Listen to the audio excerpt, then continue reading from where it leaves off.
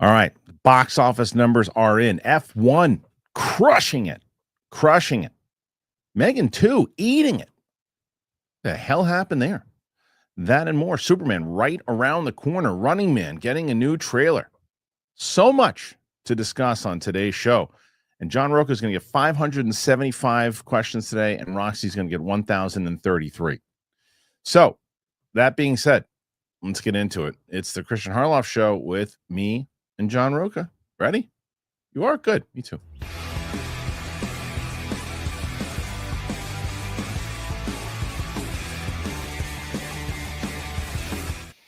How are you?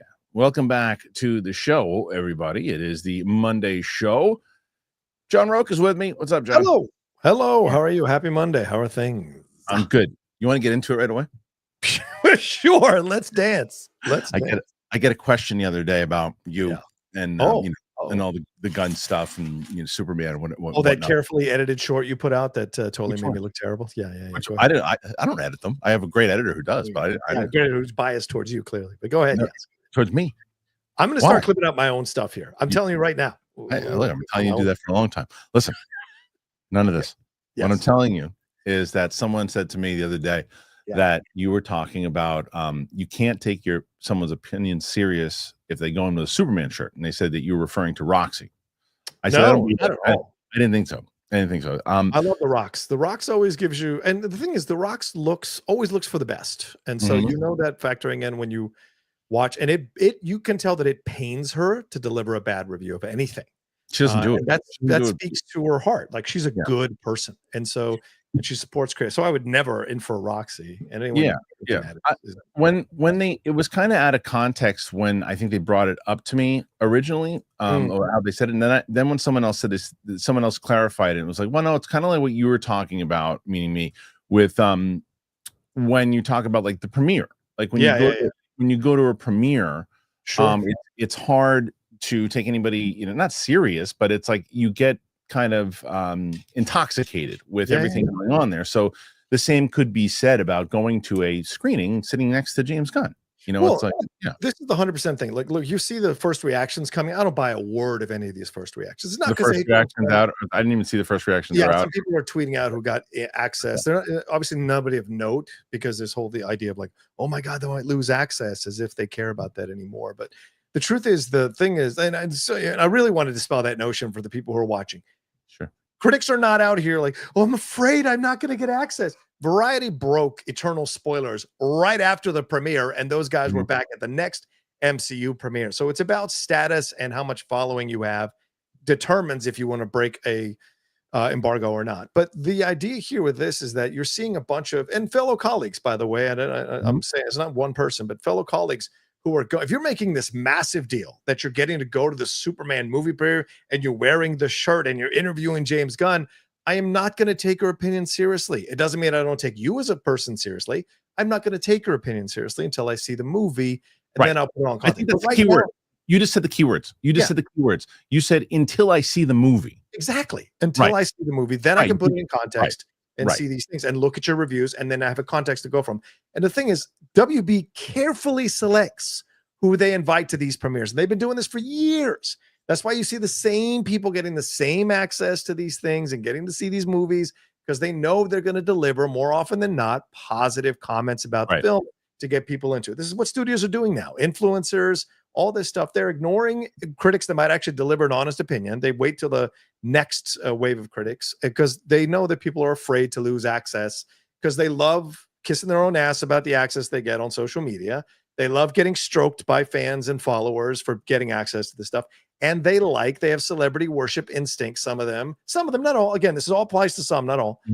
They have celebrity worship instincts to want to be close to these creative. Sure.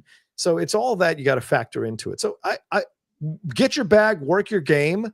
For me personally, I'm not telling other people feel this way. Me personally, I don't take anything seriously until I see the movie. And I think a lot of that is fair. I also think that I think we've discussed this many times over. I think what the studio does, and I think rightfully so, is they bring people who they think are going to really enjoy the experience of going and maybe having a lot of fun, and not inviting the critics until they have to, because it used to be, as we mentioned many times over, the critics were really the first ones who got access to it, because there were no influencers. There weren't this respect for it. Yeah. Right. Influencers now are a great marketing tool. And I'm telling you right now that if I was the studio, I would do the exact same thing. I would have the people excited for my movie first to get the word with audiences, to get the people out there to see these movies. I do think that what the difference is that for you, you're talking about your own personal experience. I would say your personal opinions. I would say that for people, because there might be people there that the influencers that you follow, and people that you're like, well, you know what? I actually follow these particular people.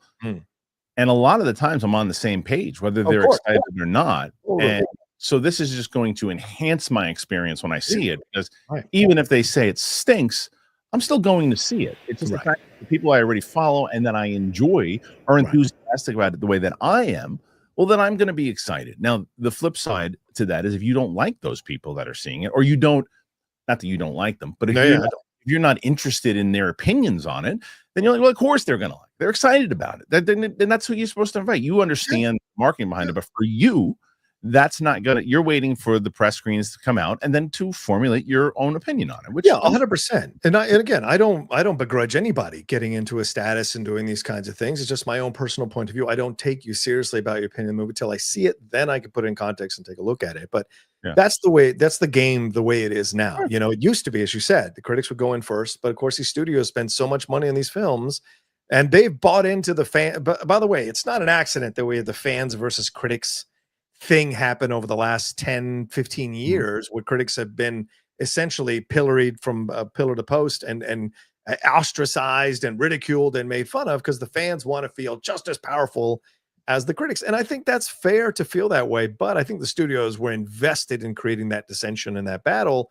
so that they could, on the other side, make connections with the influencers, kind of play to the fans, because they want to make money. It's a business. Of course it is. And it's also you have people that if they don't have, maybe if they're looking at the movie on a fan's perspective and looking at it in a way that they're excited, as opposed to someone who's not a Superman fan, who has to review it for their outlet, and they're going in and going, I gotta go see Superman. Right. And I'm gonna go check it out. And that's bad too. There's tons of those people. We know a lot of them. Yes. If you go in with a preconceived notion negative, that's just as bad as going in with a preconceived notion positive. I want to make it clear. Like, so we're fair, consistent across the field. Like, I don't like to see people who are going in with their minds already made up about a movie. Some of you may not believe this, but I do not have my mind made up about Superman. I want to see the movie. I want to like the movie. It doesn't mean that I will, or it means that, or I might. I don't know, but I'm open to it all.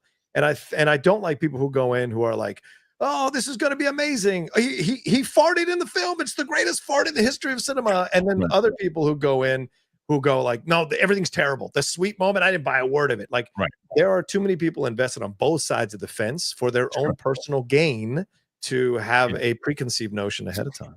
I think so. Yeah, and that's why I said I was going to ask you about it on Monday, because I was like, I got to see, because it's easy to say, well, Rocha said that Roxy didn't like it because it's short and you can't take those people seriously. And then someone else clarified inside the comments the same thing. Well, no, he was kind of saying more so what you were saying about the premiere, which I don't disagree with you. And you're also talking about your own personal thing. So either way.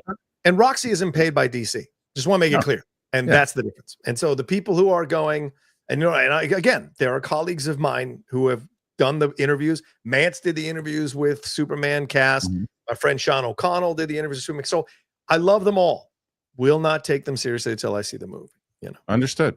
All right. Well, then I have to ask you guys out there: do you guys take this seriously? Do you guys listen to the first reactions out there? And another point that we didn't really make either is the fact that the embargo is still up. Yeah, the embargo might drop for the influencers the same time it drops for the critics. So everybody's opinions of this movie might come out at the same time. So all this is kind of a moot point. A moot point, Joey? No, moot point. So make sure you put your comments in there, put your thoughts in there, whether it is in the live chat, whether it is in the replay, or whether it's on the Clips channel. Man, we got a lot going on in that Clips channel. So make sure you do that. All right. Let's talk box office, Johnny. Yeah, let's do it. Let's talk about it, because I knew the F1 would do well. I don't know if I knew it would do this well. Jesus. It did pretty damn well. Yeah. So far for the whole weekend, 55 million domestic, but the international, look at that number, 144 Wow. Starting out on week 1. That to me shows make a good movie, get good buzz, have people saying your movie's fun in an old school blockbuster, and they will come see it. That's another big win for Warner Brothers here. They're about to have 2 in a row, or I mean more than 2 in a row. They're having a good year. This is a good year for Warner Brothers so far. It really is. Yeah. It's a really good year. And a 144 for that one. It's a big one. How to Train Your Dragon, putting in another 19.4. Yeah. 454 million worldwide for that one. Ilio trying to stay alive with 10 million. Unfortunately, it doesn't even crack 100 worldwide, 72. So even though it's trying to make a little bit of money, still going to be a pretty big loss for Pixar. Megan, this is the story to me. This is the big story. Minus F1, obviously. But Megan 2.0, which was the first one was a pretty big hit. Yeah. Domestic. Yeah. 10 million. Yeah. For this one. Internationally, not even 7 with 17 million. John, maybe when as I'm looking, so you can look up the budget for this one and see if it's going to be anything, how much of a either hurt or surprisingly potentially a profit they still could make. But 17 worldwide on this sequel, not the best. And then 28 years later, putting in another 10 million. So that ups it to 103 million. Go ahead, John. What was the budget? It's falling though. I mean, 20 years. This is a really interesting. Like, I think the story is Megan. I agree with you, and of course F1. But like 28 years later is something that people need to be talking about because it is sinking like a stone now since the first weekend. And this does not bode well for the trilogy overall. If the financials are not that strong for this movie. So we will see what it ends up with, and then we'll see how that affects the release of the second film and then the potential third film. We will see. But the Megan situation, the box office is 17.2 million. Oh, sorry, the budget was 15 to 25. So the box office being around 17 worldwide total so far.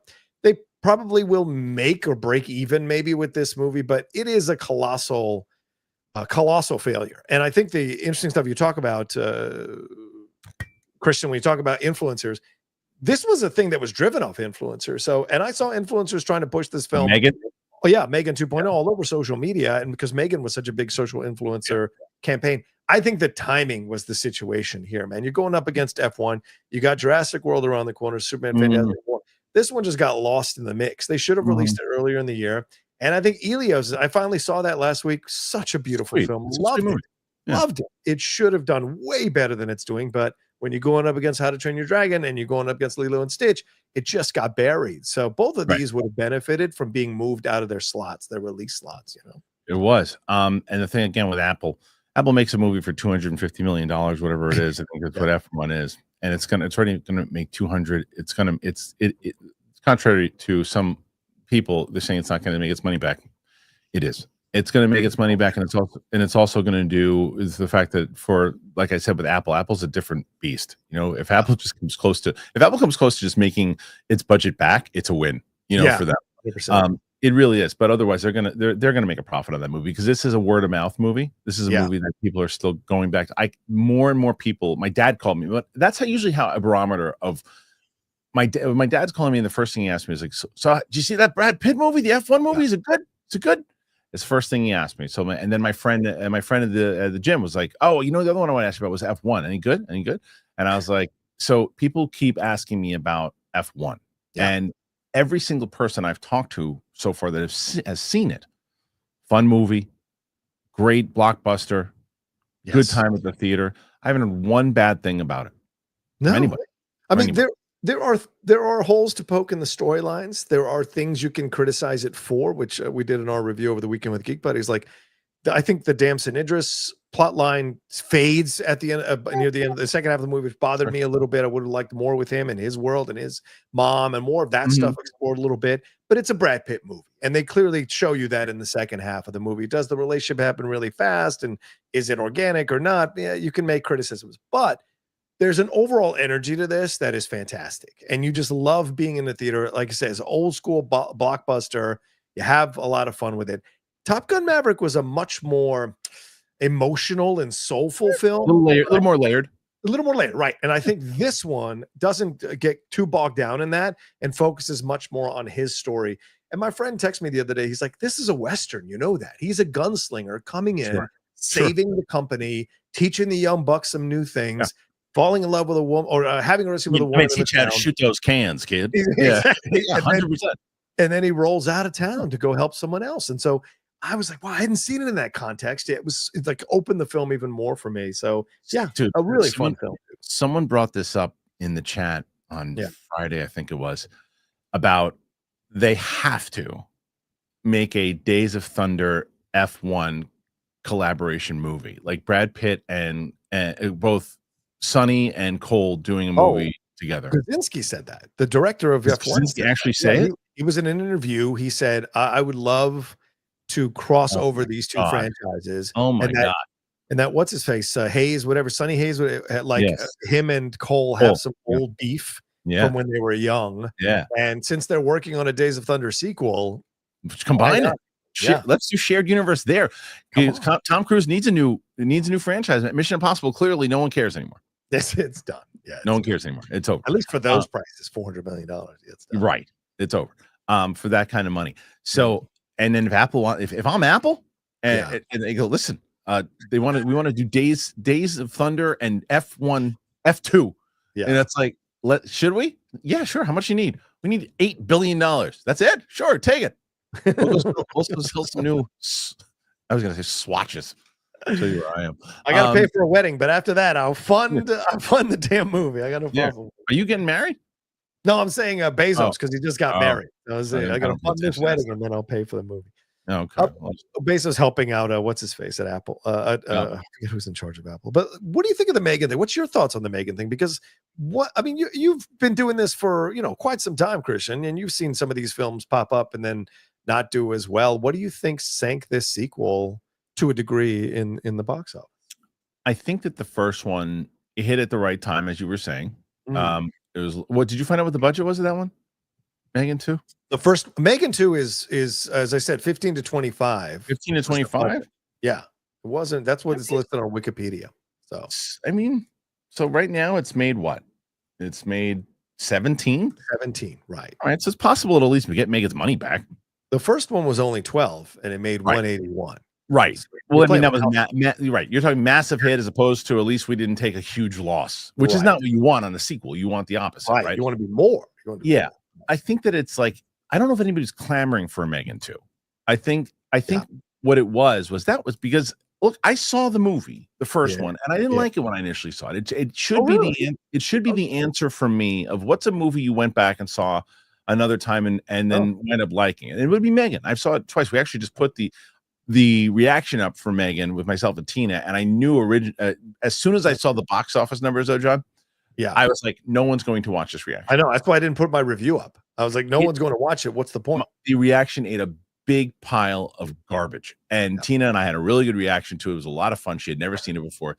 It just ate dog shit because no one cares about the franchise. No one cares about the characters much. It's like, yeah, it's a fun movie, but I'm like, I don't care enough to see what these people thought of Meghan, because it was like, oh yeah, that movie. There's a sequel too, and you nailed it. You said it. There's just too much out there. I don't think that it's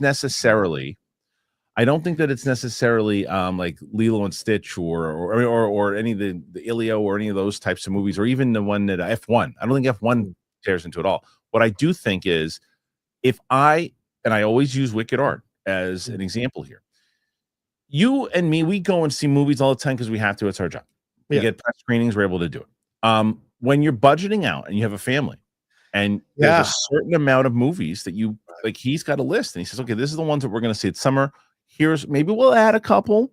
Right. Maybe we'll, if we look and some of the people, that we respect and we pay attention to, and they say, hey, you should check this one out. Maybe we'll call an audible and we'll go check on a new one. Meghan was not on his list. You know what I mean? Like, it's just not on it, and it's pricey, and it's not. And look, I got AMC pass and all that stuff. Yeah, but still, even that, it's like it's time, it's other things. Yeah. So I just don't think that people were clamoring for it. I think they were trying to hit this market of like 15 to 25-year-olds, like hit that market. Yeah. Or maybe even 12 to 25-year-olds, hit that mark that maybe isn't serviced fully by other stuff that's out there right now. And they thought they could slide in and kind of grab that market. But man, clearly they miscalculated big time on this one. Plus, it's 20 minutes longer than the first one.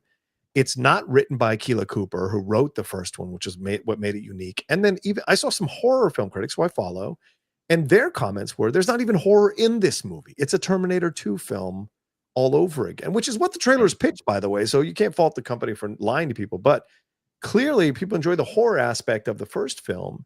And then they made Allison Williams be front and center with the AI in her. And no one's going to see this movie for Allison Williams, for God's sake. So to me, I think they made the mistake by not leaning into her more, into the Megan more, giving her center stage more, making her the focus. The kid and Allison are just kind of, in my opinion, not that big of a deal to that franchise. I think if they had focused on her and her journey, like Megan's journey through this, and then this other Megan shows up to counter her and stop her, and there's horror around that Megan, I think that would have been a much more interesting film than what we seem to have gotten here. Well, that's another thing. I can't speak on it because I didn't see it. The screening was literally at the same time of F1, and I chose F1. I chose F1 at the same time because I had missed the F1 screening prior. I wasn't going to miss it again, and I wasn't going to miss it for Megan. I mean, maybe that also shows, where I was thinking. I was like, I just think that this movie, to me, A, what I want to see. Right. B, I think more people are going to care about what I'm talking about with F1 than they do if I did Megan. Totally. I didn't even know if I want to do I almost was going to save it for a reaction to watch with Tina, but I don't know if I'm going to do that. I don't know if anybody cares. I might not even do it out of theater. I was going to see it today or tomorrow, but I don't know. We'll see. But jumping back real quick to what you said about 28 years later, right? Because 28 years later, didn't it cost like $60 million to make? I thought it was in the 75 to 80 range, but we kept saying that. People kept telling us that we were wrong, and it was 60. Because if it was only 60 and it made 103 million so far. Wikipedia says 60. Okay. But 103 is still not a massive hit, and it's enough. If you're going to get to at least 150, you'll get to a 150. You don't think so? I don't know. With Superman and Jurassic World and Fantastic Four coming out, please. If it makes $1 million a week, I'll be shocked. Maybe you're right. You're right. Yeah. You might be right because 10 million. So 10 million this week. This was the last kind of chunk they can make. But even I still think that if you're Danny Boyle though, and you make your money back or get close to it, they're going to give them the second movie to try. Well, I think they've already shot most of the second movie. I think so. It is going to come out. My question is about the third one. If the second film comes out as middling, then the third film becomes. And the third one's not going to have Danny Boyle directing. No. Oh, well, no. The third one will. The second one will. That's what I meant. That's what Nia DaCosta, unfortunately, may take another bath here. And she's got all the weight on her shoulders. Yeah, she's got the Marvels still on her, which I don't blame her for. I blame the studio for that. And then so now she's got to take this on. And she did Candyman, which a lot of people had those feelings about. I didn't see that. I think she's kind of snake bit a little bit in the situation. Yeah, that's tough. That's a tough one. All right, guys, let's talk about it. Let's talk about the box office. Thoughts, comment in the comment section, comment on the live chat, comment on the replay, comment on the channel that we have just for clips. All right, guys, let's talk about some stuff. I wanted to let you guys know about RUGIET. If you don't know do you know about RUGIET, John? No, don't tell me about this. I'm going to tell you about RUGIET in a second, if it'll allow me to do it. But I think I'm going to try it one more time. Let's see if I can actually try it. I tried it once. Give me the information. Give me the information. I'm trying, John. I'm trying. Maybe we'll jump because the other thing I want to talk about is Jurassic World here today. Okay. But what I will do is here it comes. Is it going to work? Is it going to work? Let's see, John. I'm going to count it down. 3. Okay. 5. 10. 9. 15. 14. Show me what you got. 11. Did you know that Vincent Hanna was supposed to be a coke chipper? Yes. Interesting. Yeah. Didn't know that until I saw that on the on that thing that Nolan did. Stalling. 14. 13. Let's do this. I'll tell people about it when I'm ready. How about that, son? When I'm ready. Anticipation. In the meantime, we need to get you a win this week. What's his 15? Come on, people. Let's 15 go. right now for John. Listen, John sets the week. Yeah. Roxy to me is last week. She had a great performance. She took the Capes and Cowls guys out of their top position. Yes, and now can John Rocha last week? They tried to get. Remember, they were trying to get you to 200, and then they bailed on. So let's see. They're close. 160 something. It was close. John needs a big one. Speaking of big ones, let's talk about RUGIET. Here we go. All right. I know that you guys know Viagra. I know you know Cialis, and you probably even tried them. But if you're looking for something beyond just the usual pill, you gotta meet RUGIET Ready. There are other companies that rely on similar ingredients to support the blood flow, but RUGIET Ready is the next-gen prescription treatment designed to help amplify the arousal in the brain and increase the blood flow. So if the usual pills aren't doing the trick, RUGIET Ready could be the answer. It's essentially 3-in-1 formula, dissolves right under your tongue to absorb fast, so you'll be ready in just 15 minutes on average, not hours, and it affects up to 36 hours. That means you can stay confident, you can stay present, and in control when the moment's right. If you want proof, over 150,000 men have made the switch, and you can read their customer reviews right on the site. Now, getting started, that's simple. RUGIET connects you with the board-certified doctor 100% online, and if prescribed, your treatment ships to you quickly right to your door. So connect with a provider at rugiet.com/Kristian to see if a RUGIET Ready prescription is ready for you. Connect with the provider at rugiet.com/Kristian to see if a RUGIET Ready prescription is right for you. You can use that code Kristian to get 15% off today. That is RUGIET, RUGIET.com/Kristian. Use that promo code Kristian, get 15% off today. Head to rugiet.com/Kristian and use that code Kristian, get 15% off today. Use the code to support the show, and so RUGIET knows that we sent you. Individual results may vary with prescription treatment. Compounded drugs are permitted to be prescribed under federal law, but are not FDA approved and do not undergo FDA safety, effectiveness, or manufacturing review. Please visit the RUGIET website for full safety information. So do that. Please go check out RUGIET. Excited to have them on board. And what a deal.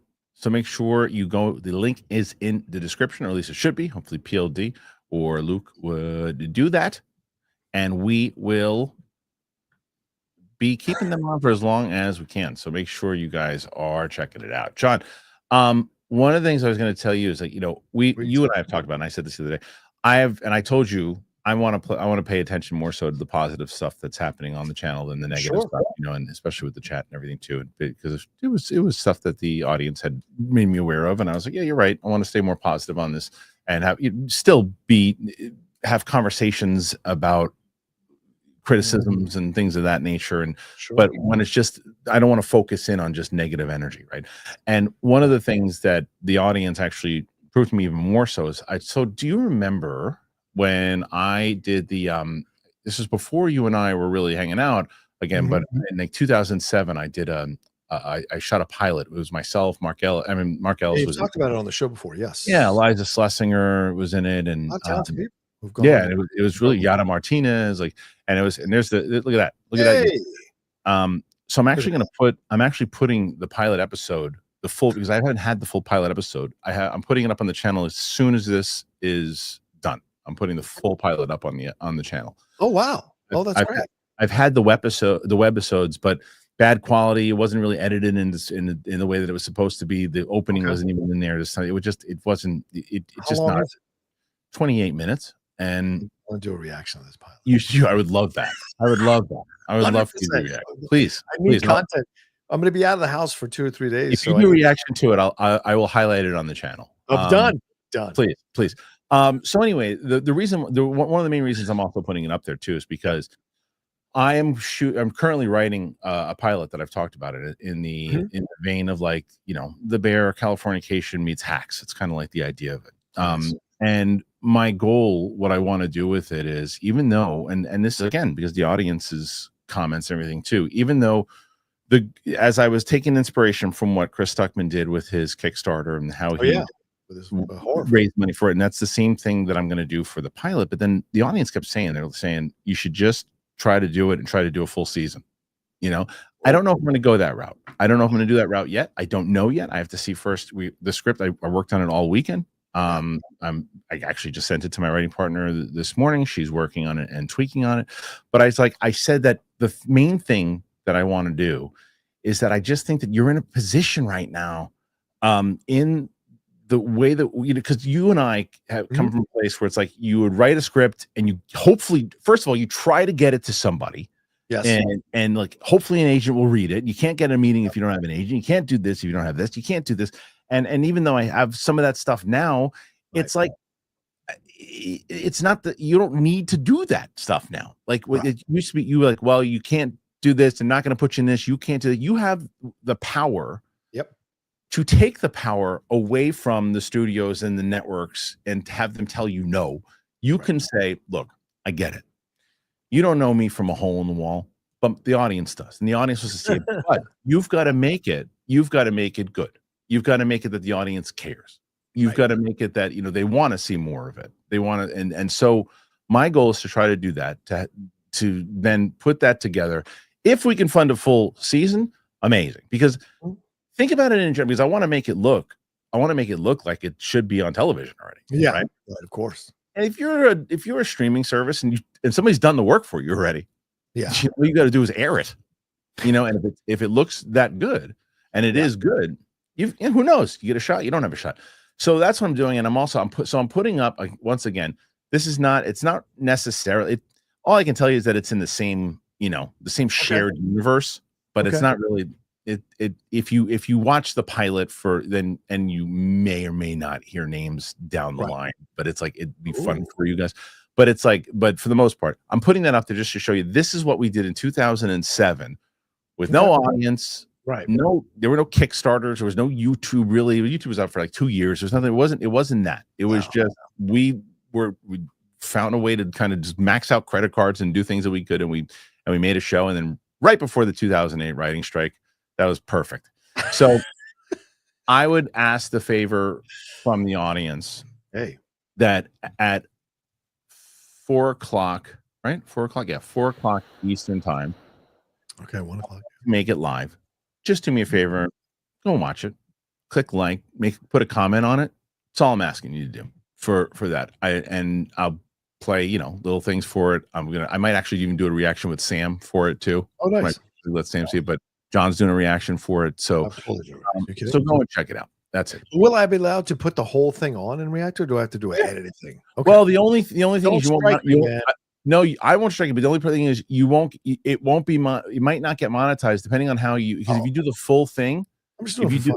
If you do the full thing, because I'm not monetizing it either, because I've got, you remember it was shot as a presentation. Right. And so I'm using all music that I don't have permission to use. It's all I'm using, like there's Moby songs in it and old school Tribe Called Quest, and there's tons of stuff in there.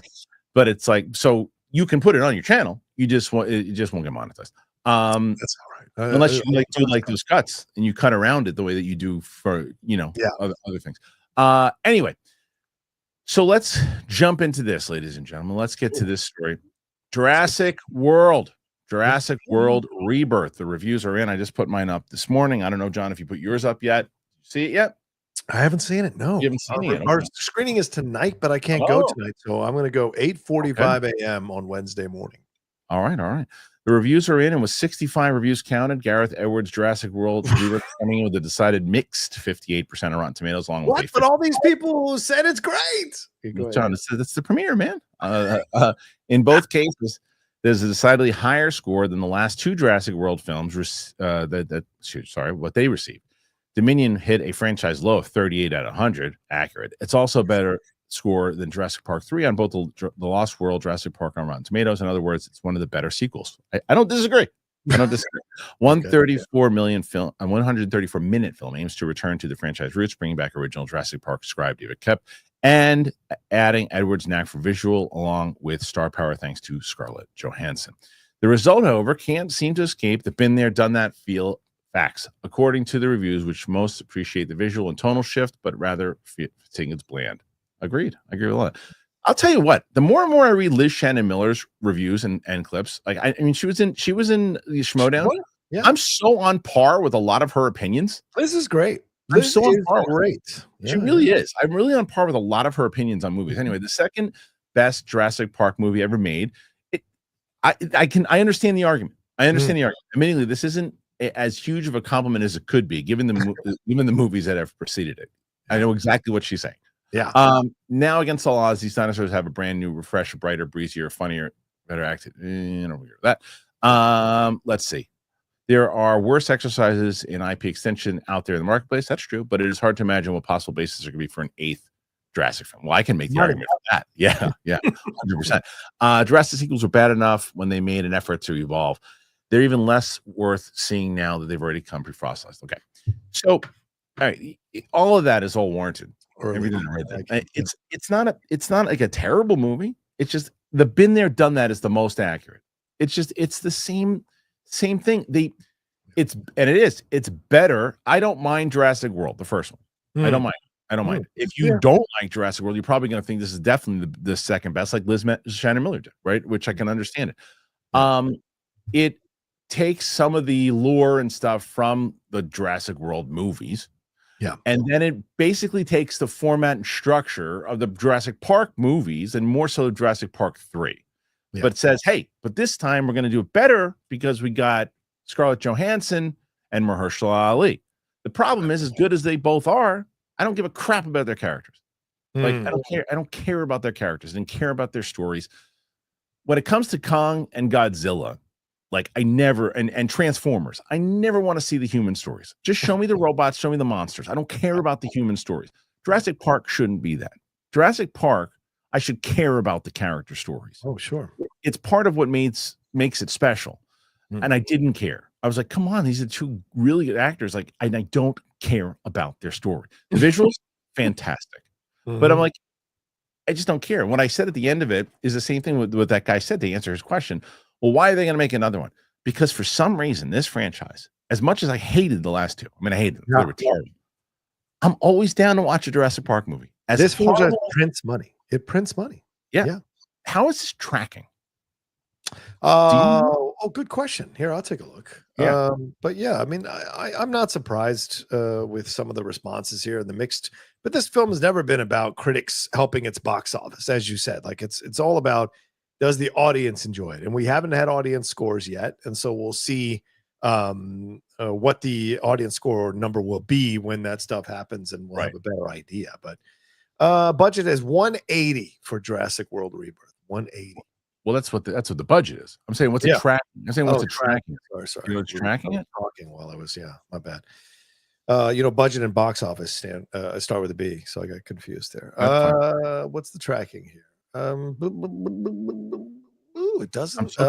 Look, you keep talking. I'm gonna find something. I'm just curious in general what I really want to know what it's tracking at. Like, if it's because I still thought, and I might change my tune, obviously, that it was going to be the one that was going to make the most out of all of them because it's like 115 to 135 because it's opening. Oh, right. But that was, you know what? That was over 5 days, so it's not tracking wonderfully. But that's domestically, right? So I'm curious. Right, domestically. Yes, because where Jurassic World always makes its money is internationally. Yeah. Always makes its money internationally. So I could have sworn that it was going to be, the top dog, and I might change my tune because I'm going to see what's going to happen. I just always thought that people want to go see dinosaur movies because I always. You know what it reminds me of is I always I told you for a long time I used to bet on the UFC when I was following it all the time. Right, like the 2005 area was really because no one really knew how to bet on it because they used to bet on it the way they bet on boxing, thinking that whoever the higher person was whoever the favorite was usually going to win. That's what usually happens in boxing.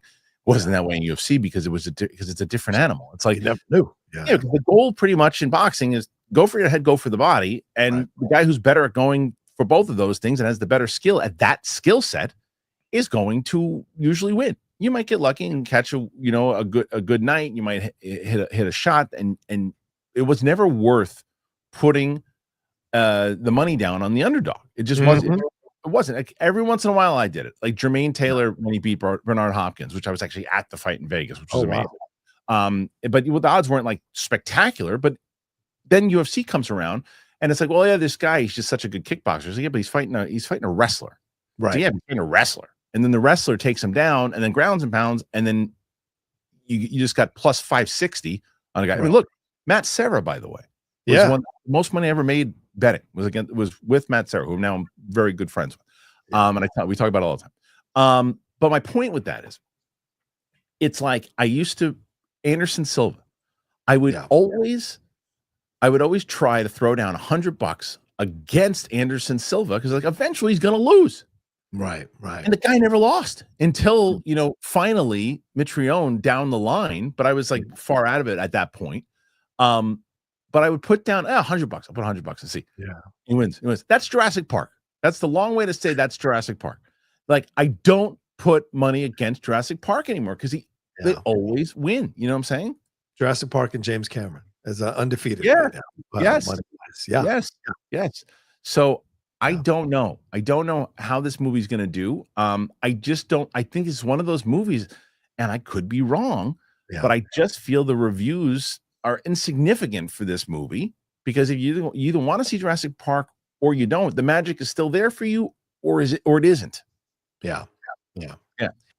I think so too. I mean, will it cross over? Will it get you excited? I don't think a lot of the casuals are going to be like, "Oh, this is amazing." I think it'll do enough to squeak by because according to Screen Rant, it has to make 450 million. Oh my God. Worldwide to be considered a box office success, not just to break even, to be a success. So, okay. I mean, it'll get the 450. Yeah. You don't think it's going to get the 450?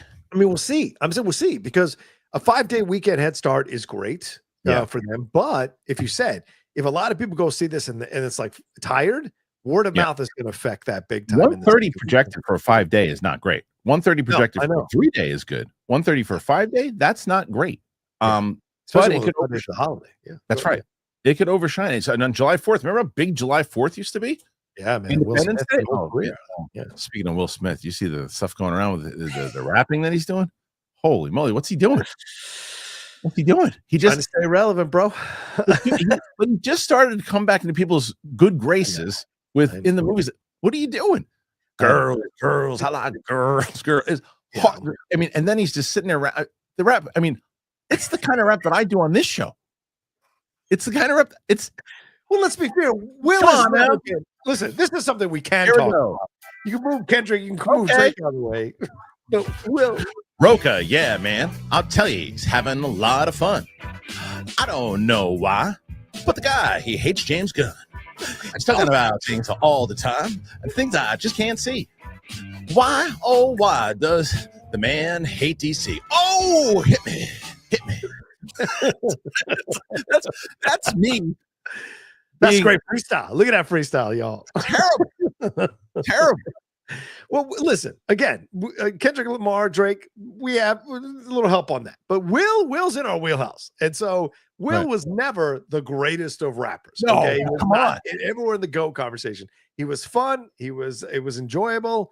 I think his greatest is probably Getting Jiggy With It, or maybe Summertime. Summertime is a classic.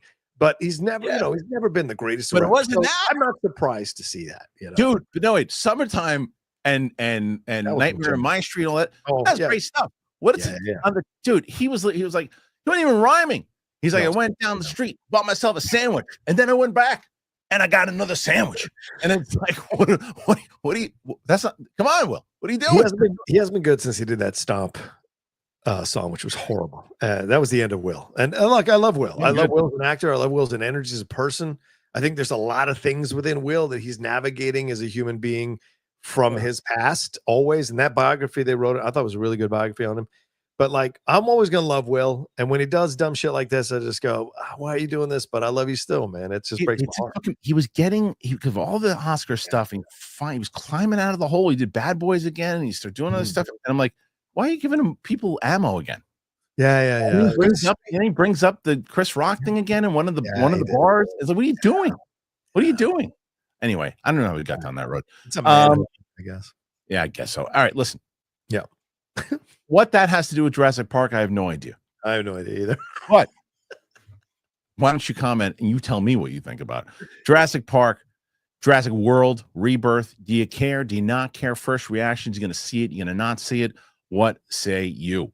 Speaking of not see it, checking it out, I will not be watching the trailer to Running Man tomorrow. Why not? Because I want to see the movie. Oh, for God's sakes, don't I want to see the movie. I don't watch unless I'm going to do reaction to it. Maybe I do reaction to it. I don't know. Maybe I just lied to everybody. I might go. I might check it out. But I do want to see the movie. Is the point I'm trying to make, albeit a terrible point. Paramount Pictures has unveiled a first look at Glenn Powell and Edgar Wright's new adaptation of Stephen King's short story, The Running Man. The glimpse is from a brief clip unveiled today. The announcement is the first trailer for the remake goes online tomorrow. The new take is said to be more akin to the original work than the 87 Arnold Schwarzenegger-led film, which skewed more sci-fi. Yeah. Powell will play Ben Richards, a man forced to take part in a game show where he's hunted by professional killers. Coleman Domingo and Josh Brolin co-starred in the film, which wrapped filming earlier this year and reportedly landed the full blessing of the Terminator star. Powell himself had dubbed the hardest thing I've done in my life. The Running Man hits cinemas on November 7th. I didn't realize it was coming out this year. Yeah, clearly, if there's a trailer coming out for it. I don't know. I mean, look, I love the original movie. Yes. I don't know the story well enough. They said I didn't realize that the movie itself leaned more into sci-fi. Like what did the original do? Yeah. The original Stephen King book or story does lean more into the sci-fi aspect of it. But you weren't going to do that with Schwarzenegger. So, they massaged some of the details in the original story to make it work for a Schwarzenegger and Schwarzenegger. Is it Verhoeven? No, Verhoeven did Total Recall. I forget who directed Running Man, but it was a vehicle right when Schwarzenegger was doing vehicles, right? Oh, yeah. It's very much a vehicle film, so they made it work for him for what they're doing. There's much more going on in that book because it's a Stephen King story. So I like that they're going to explore that a little bit more with no offense to Arnie, I love Arnie to pieces, but with a much more layered actor, shall we say? More. I understand what you're saying. Yeah. Can we talk about how Richard Dawson was a lot better than he should have been? Oh, Richard Dawson was he was a pro. He was in Hogan's Heroes. He was a pro as an actor. So good in that movie. Yeah, he was perfect in that movie as the game show. But when you Killian. And Jesse Ventura was fantastic in that movie too.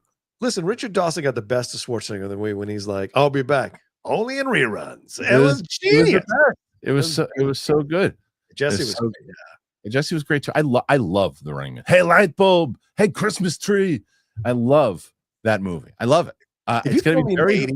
Two of those guys would be governors of states. I would have laughed in your face. I would have laughed in your face. I'm telling you though, I wonder because I love that movie. I wonder if I'm going to respond to this film, not because it shouldn't be remade. No, not that.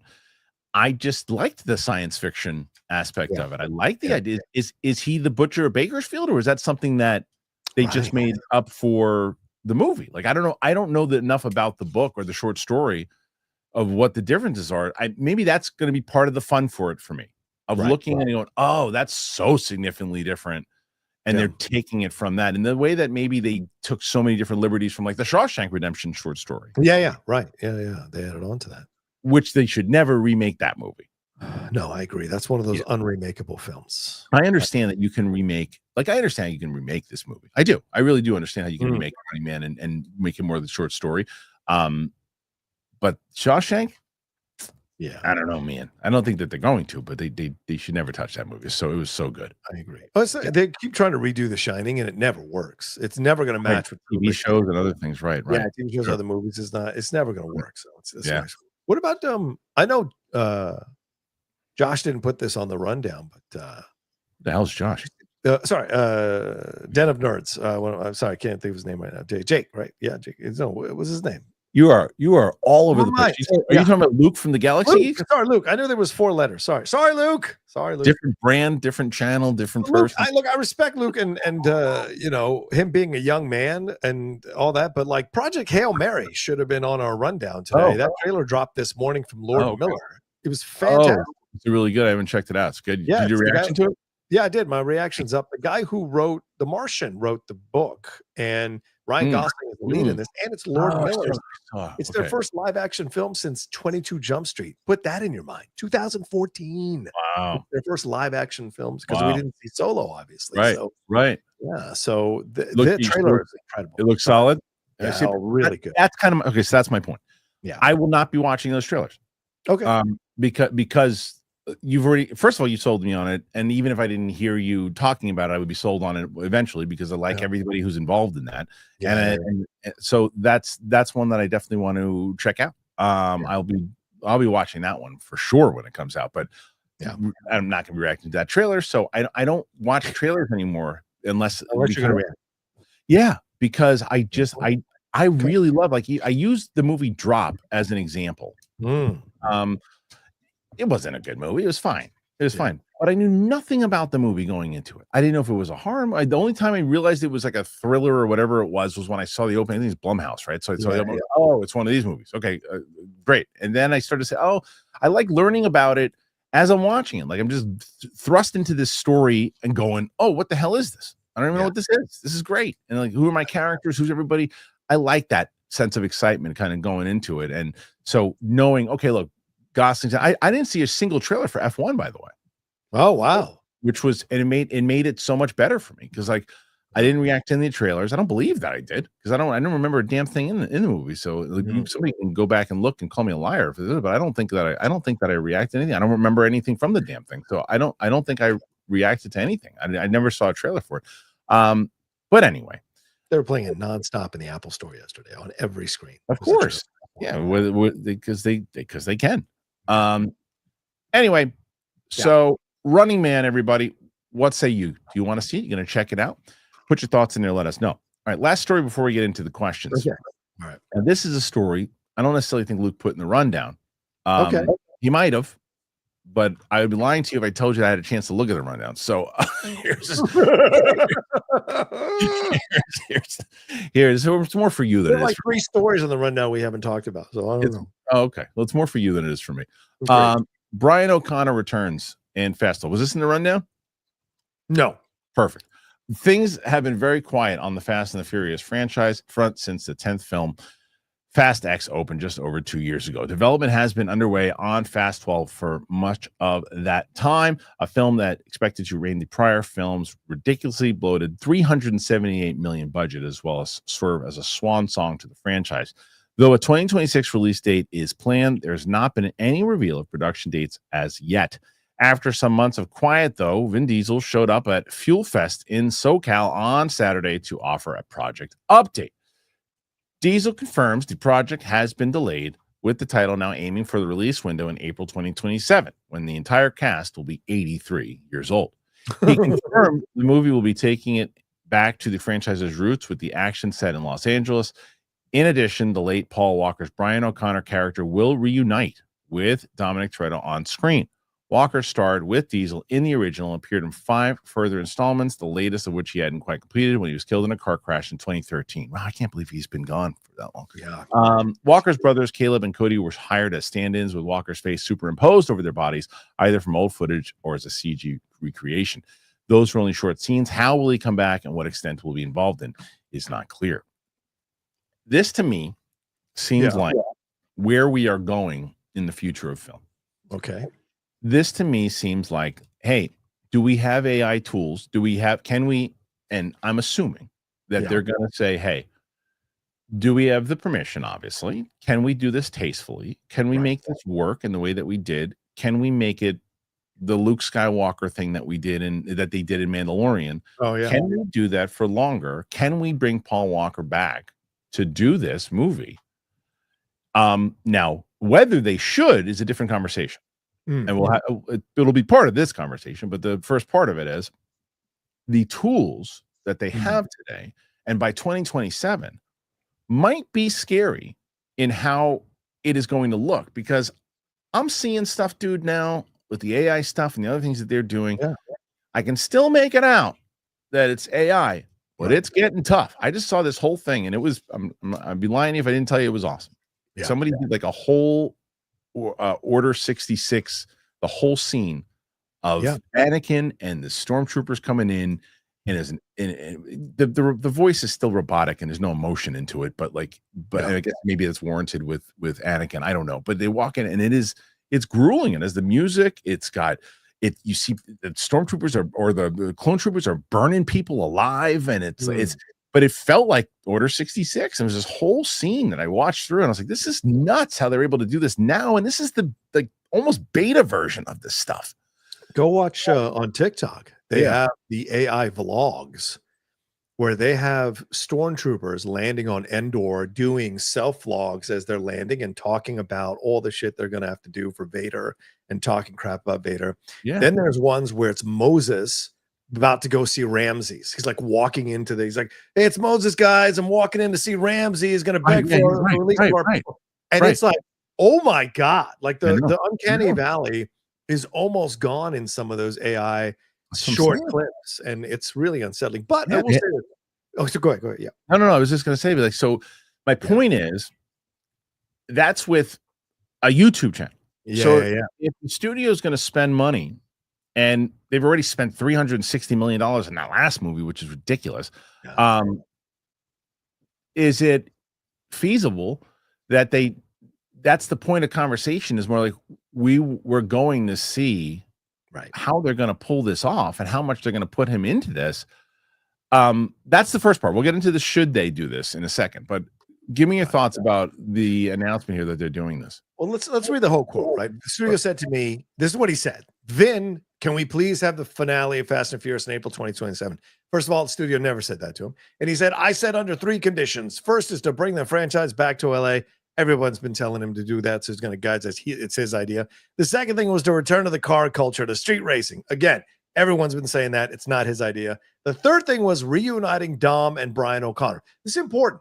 Reuniting. It doesn't necessarily mean that Brian O'Connor will be back. It could mean reuniting with Brian O'Connor's family. His energy could be his son, could be someone related to Brian O'Connor. It might not actually be Brian O'Connor. So let's take your possibility in here in the conversation. If they do AI with him, I think that's crossing the line. And now we've fully gonna get this all over the place, right? The Luke stuff was interesting, and all that was cool, and the Rogue One stuff was fun. It was interesting for Tarkin. But now, if we bring in Brian O'Connor, and of course you're gonna have to get the Paul Walker people to sign off on it. But if they do it, then I think all bets are off. And who else but Vin would do it? Because Vin is desperate for hits, and the only place he makes money now is Fast and Furious. Yes, and so yeah. So, I think it's less about the desperation also. I don't think there's not that. I think it's more the second part of what you said, which is it's his bread and butter, right? 100%. Yeah, that's what I'm saying. Like the show, the film didn't do well, the last film, and so I think he wants to get people back in. This is how you do it. Sure. Well, what's just stupid because the movie did do well. It's just a crazy thing. So here's the thing. Yeah, right. No, but that's the thing. That's what I always say. It did do well. It made like $700 to $800 million, but it did poor because it cost $360 million. Well, that's what I mean. Yeah, did well. Like that's a great number. That's a great number. But it's like, but you're not going to make money off of how come we didn't hit $1 billion? Because it wasn't doing that at that point. You can't expect box office wasn't doing that. And you spent $360 on that stupid movie. You can't do that. You spent $200. You would have made that. Then we're talking about, well, every movie that's been a hit would have been a hit, and they pulled the budget back on it. But the reason I think that you don't make the announcement if you're just going to have his family involved. Like the character involved. I don't know, man. I'm telling you, but I'm telling you, the thing is, because it's Vin, you also forget, and he hasn't been as much lately. Yeah. Vin was one of those guys, was excellent on social media, excellent with keeping up with building the brand, excellent with keeping up with the, trends and things of that nature. He is the one to call up and go, what can we do with AI? It's like, and I'm telling you, they're going to use AI. I don't disagree with you. Yeah, I think Vin wouldn't care 2 shits if we had an issue with the AI stuff. Yeah, no, and I do agree with you that I think that this is going to open up the floodgates. I think this is going to be that thing that goes, well, look, this is what we're able to do now. Yeah. To think about what AI was 6 months ago, what it is today. We're talking about this movie coming out in what, 2-3 years? Yeah. I mean, look at the James Earl Jones stuff. So we just happened, right? They're using his voice to do stuff, and piece by piece, this idea of artistic integrity, you will be on an island by the time it's all over, because AI is not going. Regular people don't give a crap about your creative feelings about AI. It's coming. It's been coming, and these little shots across the bow are going to set up something big. And this could be the big thing because it's a massive blockbuster. Yep. You bring in Paul Walker, and if you can't tell the difference, that's going to be the thing. Going to be like, F it, I don't care. I'm getting entertained. You hit the nail on the head. That is the magic trick of this whole thing. Yep. The magic trick is going to be, are we going to go in there and, like you said, like whether you go and you look at the last Indiana Jones movie or even the Luke thing or any of those things, and say, I get it, that's the character, but I know that's not real. Right, you can tell. If you are sitting there and you can't tell, that's when it changes. If you can still go in there and going, I know that's not real. They did that. It was probably just doing that to get it. I don't know how I feel about it. But if you sit there and you go, I could not tell that wasn't him. Mm-hmm. That's going to be the game-changing time that it happens. Whether it's this movie or another movie, that's when it changes. Anyway, this Star Wars did it with Rogue One, right? What's the greatest way to get out of the recasting debate? Is you use AI to bring Luke and Leia and Han back to do a thing like that. Then they bailed on that, though. But then they got scared and they bailed on it. For now, I'm telling you, once it becomes something accepted, they're going to open the door to it. Yeah. The conversation of AI in the movies is long from over. So what say you about this? Is it the right thing to do? Is it the wrong thing to do? Should they just let it lie? Let Paul Walker rest in peace here too? Should they bring the character back to honor him? What do you guys think about this? Put your thoughts in there. Let us know. John? Yeah. I'll tell you, when I called out to the audience and told them we think we have 13, we now jumped to 53. It's pretty damn good. Pretty damn good. 53. But before we even get to the questions, you're going to try to set the week as you do normally. What's going on the channel? Yeah, the Outlaw Nation channel. Well, I will say this: the Outlaw Nation channel is changing starting next week, next July, starting Monday next July. Oh, sorry, Monday. Yeah, Monday next week. We will be changing to the John Rocha channel completely. The Outlaw was fun, and it was a great time, and I enjoyed it. And of course, it was a great launching pad for the channel. But the Outlaw hasn't been around for a while, and the Schmodown is over and not coming back. And Mark Ellis is making sure of that. And so I want to say, we're changing to the John Rocha channel. That's what it's going to be. I know. All new graphics, all new stuff happening. And it's time to move on. The Outlaw energy will still be there. Don't get it twisted. But the Outlaw Nation is pretty much coming to an end next Monday. But we've got so many great stuff coming for the channel. So right now, of course, we've got Geek Buddies, Hot Mic, Spill the Tequila, my reactions and reviews. All of that is on there, as well as Jedi Away. We'll probably have a show this week with some of the Star Wars news that dropped, like that Obi-Wan Kenobi Season 2 rumor. So there'll be stuff coming up on there. So please come hang out with us there for now, as we're the Outlaw Nation, but becoming the John Rocha channel next week. And thanks to Kristian for helping. Good for you. I'm glad that you do. That's a smart move for you. It shows you how out of touch I am with Star Wars these days. I had no idea that was even happening. There's a Season 2 rumored. How viable is it? Well, it was Rickman. So it depends on how you feel about Daniel RBK, if you believe his stuff. But basically, they're apparently working on a Season 2 and trying to develop it and see if they're going to get that. Because I think there's enough people who like Season 1 that I think it's worth it to try Season 2 if you're going to do it better. If you're going to have an Andor approach to it, to a degree, I think it could work really well. I don't disagree with you. Yeah, I don't. Will they have the balls to do that, though? Yeah. Will they have the balls to say, look, let's just revamp this thing and let's take this and give it like the serious kind of HBO Max feel that we did for Andor, because we're still in a period here where it's like, it's still, he's in the dumps. Yeah. And the way they left it off with Qui-Gon, he's going to be doing like side missions and stuff too, because you can't bring Vader back again, though. Like, I was a big advocate of doing Vader for the first time. You can't bring him back again. You can't. You ruined that. Yeah. It was fine for what it was. They had an opportunity to really make it. Like I said, it made total sense. I actually just had a conversation with the director that I interviewed 2 weeks ago. He said he used to watch Jedi Council. He's talking about, he's like, you convinced me about why they needed to continue that story because of the line they say in Jedi. This is Obi-Wan once thought as you did. And I said, well, when did we ever see that? When did he once think that there was still good in him? And we didn't have that realization. And the fact that Reva was the one that told him that it was Anakin. How stupid was that? So hopefully they do something different with it. If they do, I love Ewan McGregor. If they take an Andor approach and they revamp it, if they do the same tone I'm out. Yeah. They change it up, and they realize that, hey, look, we messed up the first one. Let's do that. Yeah. Then I'm on board. Yeah, take him off Tatooine. Maybe you can still play with a young adult or teenage Leia, maybe, but I don't know. But there's other things.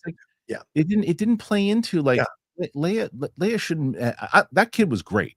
Yeah, that kid was great, but she shouldn't have been involved. Leia didn't have that relationship with Obi-Wan. Right. She never had it. She doesn't remember him. She, from the fact that he saved her life 1,000 times and all these different things. And when they finally see it, it made no sense. Anyway, all right. There's 2 that are missing here. So Timbino 21. I saw F1 twice, IMAX and 4DX. IMAX is the winner. It was really great in IMAX. It really was, and I'm sure it was pretty cool in 4DX as well. I'm glad you got a chance to do that. Al Rensha. AMC now warns, at least on the app, that the movie starts 25 to 30 minutes after the showtime. Thoughts on this? I don't think they've done this before. I think that's a smart idea for them to do, because you're going to piss people off, I think, if hey, movie starts at 3:00, but it doesn't start till 3:30. I'll tell you, it's probably a good thing for my wife. My wife took my kids today to go see Lilo and Stitch. Nice. I don't know what they thought of it. I don't know, but the movie started at 12:45, and I guarantee you, they probably got there at like 1:00, thinking they were going to miss 15 minutes of the movie, and probably still had 15 minutes of downtime. It's perfect for my wife, perfect. But I think that's a good thing to do, because otherwise, it's like, well, I'm sitting here for. What if I have dinner plans? I'm like, oh, the movie starts at 7:00. It starts at 7:00. Okay, we can meet you. It says the runtime is an hour and 2 hours. So let's do 9:15. And then you don't meet, and then you're not there because you have 30 more minutes of previews. I think that's a good thing to let people know. Yeah, that's the thing. I'm more, not everyone's a seasoned moviegoer, right? Like we are. Right. We know how long certain things are going to take, right? Most people aren't paying attention to that kind of stuff. So letting them know ahead of time so that they're not angry at you, which I imagine people have expressed anger about this whole situation. Sure. At least you're letting them know ahead of time to factor that into their arrival time, Agreed. Okay. Al Rensha, I just saw your Jurassic World review. I disagree. I look at it more like Godzilla and Kong, even a little John Wick. I know what I'm getting. Hey, that's fair, Alan. First of all, I appreciate the maturity in how you presented that. And it's fair that you disagree. I think, listen, if you know what you're getting, I think that's one of the reasons how it does as well as it does. Because if you accept it that way, I don't really care about a detailed story. I just want to see dinosaurs. Then you're going to be happy. You're going to be happy. I just feel like there should be a little bit more, as we were talking about with Top Gun Maverick, I think there should be a little bit more depth to it. Yeah. A little more layered. So, okay. Yeah. Mad Sinister McCall. My eyeballs are numb from TV. A season of The Bear and Squid Game dropped 2 days apart. We need to bring back weekly episodes. Both are fantastic. I couldn't agree more. Netflix isn't going to do it. I think that they should. I think it would help their platform even more so. But I don't know why The Bear switched. Am I wrong? Didn't The Bear start week by week? I thought the first one was week by week, and then it became a binge thing, or it was a binge, and then one of the seasons was week by week, and they went back to binge. I remember. Yeah. That one. I'm going to get that first. I still haven't even finished Squid Game season 1. So, wow. Yeah.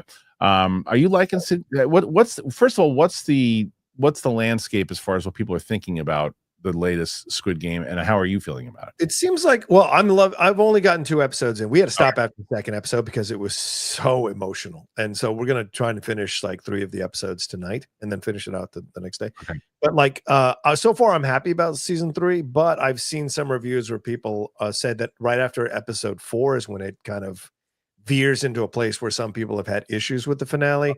The Bear, pretty much I've seen across the board, has not been received well. So the critics have not been started. They said like the whole show is basically, it has no forward momentum for the characters. Now I can't say that's true or not because I haven't watched that yet, but I like last season when a lot of people didn't. Yeah. And so I may enjoy this season as well because I just like to sit with the characters. I don't need to see forward motion, Yeah, I'm still gonna watch. I love this show. Yeah. Nathan Drake, will Rocha wear a Superman shirt? Please wear? Please, you have to now. Oh, please, come on. No, come on. I mean, what's the deal with the Outlaws wearing a Superman shirt? Green Lantern, what's the deal? Or at least wear a Guardian shirt. Maybe a Transformers shirt when Michael Bay finally comes back. Yeah. Oh, it's gonna eat farts. Connor Mullis, 23. Will Rocha dress as James Gunn to a screen? That would be amazing too. I'm nowhere near as handsome, so I wouldn't try. James is a very handsome guy. That is my most anticipated out of the theater reaction to watch of yours is Superman. Trainer Matt M. Not watching Jurassic World due to reviews cost too much to go to the movies. This is what we were talking about before, right?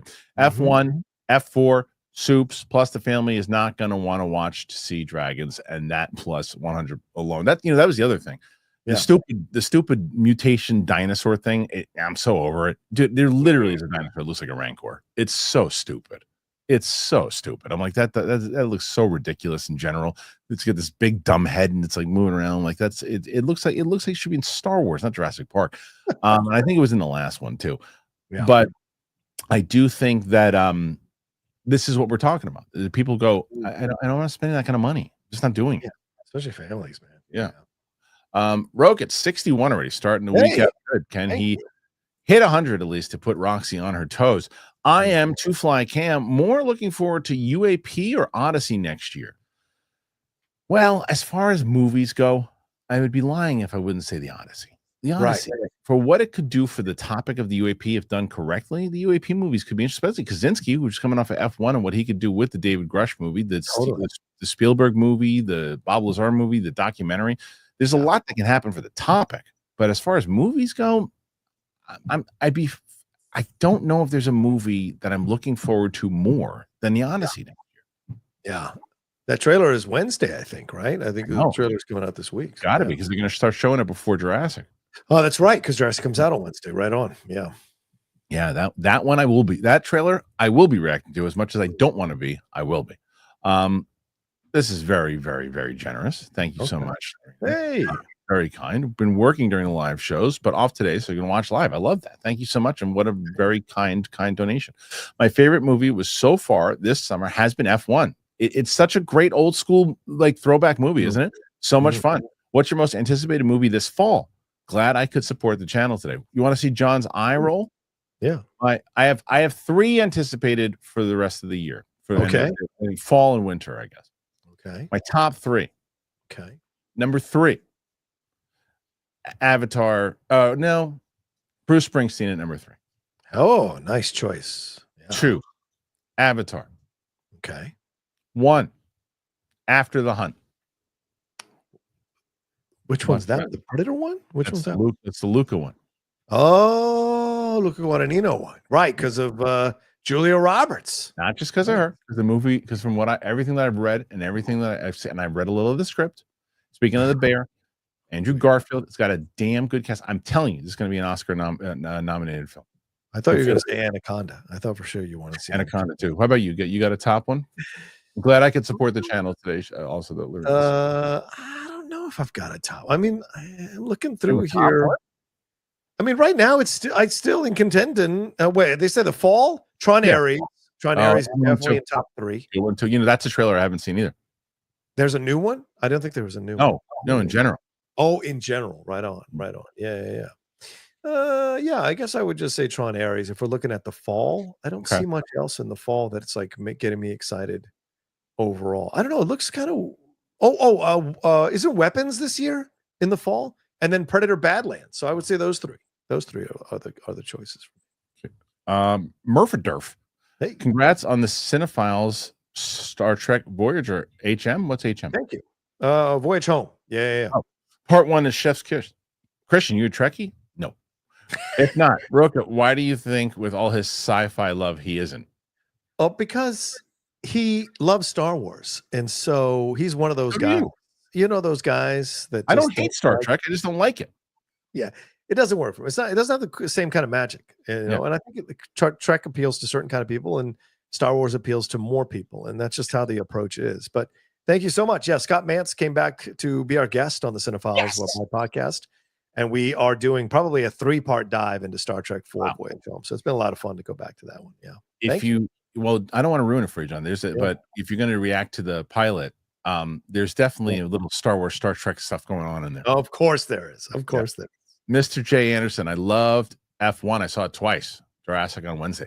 That's the reason. Someone said F1's not going to make its money back. I think people are going to go back and see this movie in the theater a bunch of times. Yeah, especially if Jurassic World disappoints, and God forbid Superman disappoints, F1 is going to be riding that Fantastic Four. Feel like the way that he shot those race car shots, you feel like you're sitting in the car with Brad Pitt. 100%. That's awesome. So awesome. I saw people getting motion sick in my theater, in my screening.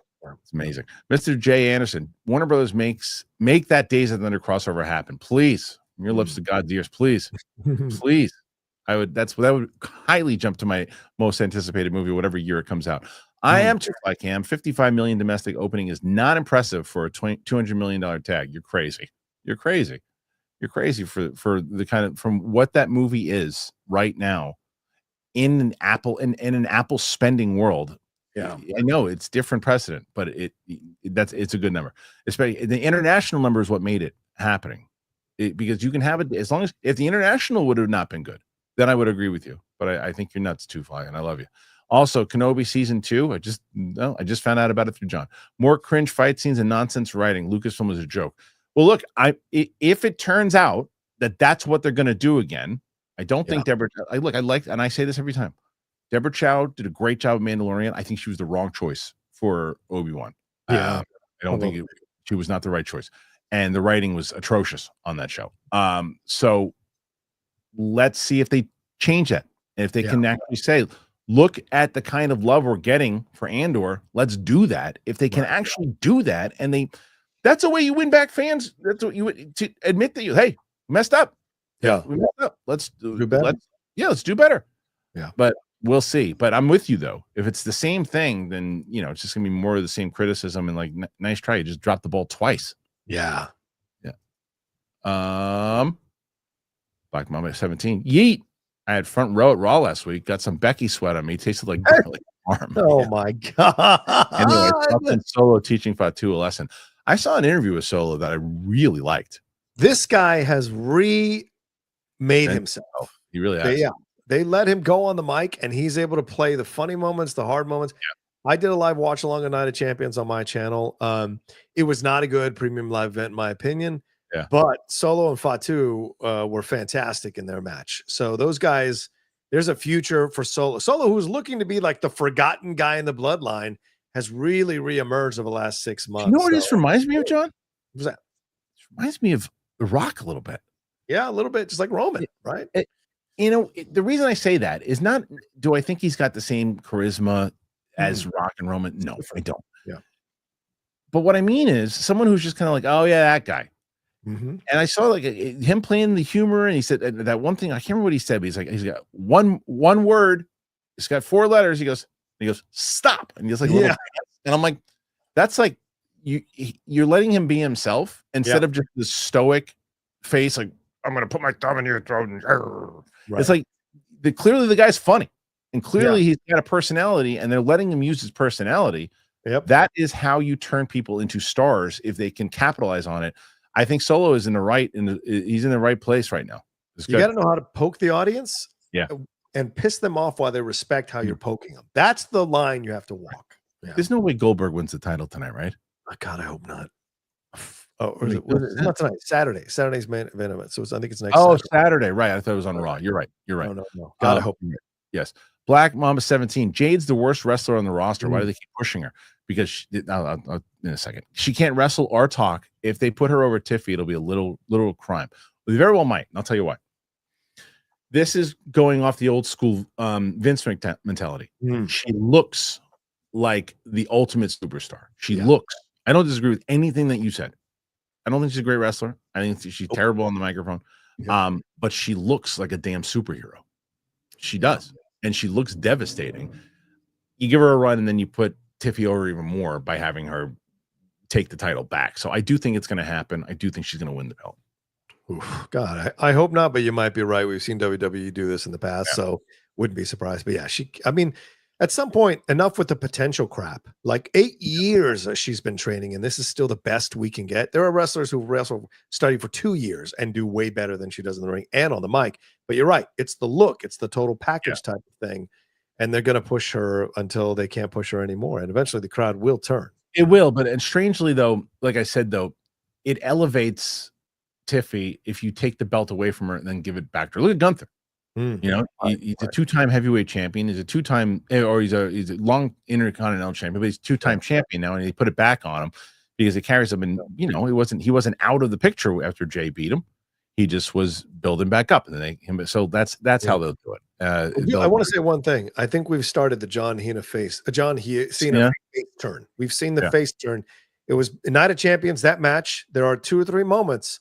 Cena rejecting the outside help. That's a face thing. So they are definitely turning the wheels on the face turn. Sure. And eventually, you only have 6 months left. Yeah. And eventually Cody's going to go heel. I think it'll be Cody becoming Homelander to Cena's face. And that's how that'd be great.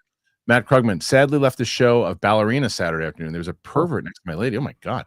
Socks off and sniffing her. What the hell? Did you call the cops? I wish she told me. Oh, she didn't tell you what was happening. People pay to see Anna throw hands, not me. I wish your lady would have said something too. Yeah. Oh, man, too many messed up people. Too many messed up people. Yeah. Mental. I'm sorry that happened to you, Matt. That's terrible. It's terrible. What a douche. Chris J. Herman. I'll talk to Finstock. I'm just kidding. Chris J. Herman. Looks like Gareth Edwards delivered another stinker with Rebirth. He's a hack of a filmmaker. His best movie, Rogue One, is a film he didn't direct. Whoa, that's tough. See, I don't blame Gareth Edwards in the slightest for this movie. In the slightest. I don't disagree with you that it was not his movie, Rogue One. I think his comments the other day proved that. Yeah. I liked John does not like the creator. I do. But I will tell you this. They gave him a script. They said, what can you do with this? Can you do this tone? Can you make this happen? He said, yes, I can. And that is what he did. He did his job. He did his job. He didn't write this movie. He did his job. The directing is not the issue with this movie. Right. It's not. It's the fact that this is the tone they decided to go with. No matter who directed it, if you directed this tone and the story, it's the same thing. This is not Gareth Edwards' fault, not even the slightest. He's a hired gun for this movie. Yes, executives, Paramount, they'd already decided how they wanted this movie to go. They just needed a director to come in and shepherd this thing into port. And he did the job, and he got paid handsomely for it. 100%. And if it becomes a success, hopefully he got himself some points in the back end. So he did what he needed to do for his life. Yes. But if you're judging Gareth Edwards off this movie, you're not judging him correctly. Not on this one. Not on this one. He was hired and he did the job that he was supposed to do. So the directing is not the issue with this movie. Yeah. Mike Joyce, for Megan 3, they should do a Chucky crossover. Is it the same studio? I guess it is. Bury her even more with that stuff. Yeah, they're not gonna. I mean, I think Megan's toast after this one. Noah S 2000. I hope you're both having a great day. Question for Rocha. You were saying last week and today, it's the people who get paid by DC whose opinion that you don't take serious. Mm-hmm. Right, that's part 1. So we'll come back to part 2. Joe Hendo TV. I'll judge Superman for myself when I see it next Tuesday, as you should. Yes, as you should. 100%. Here's Noah's follow-up.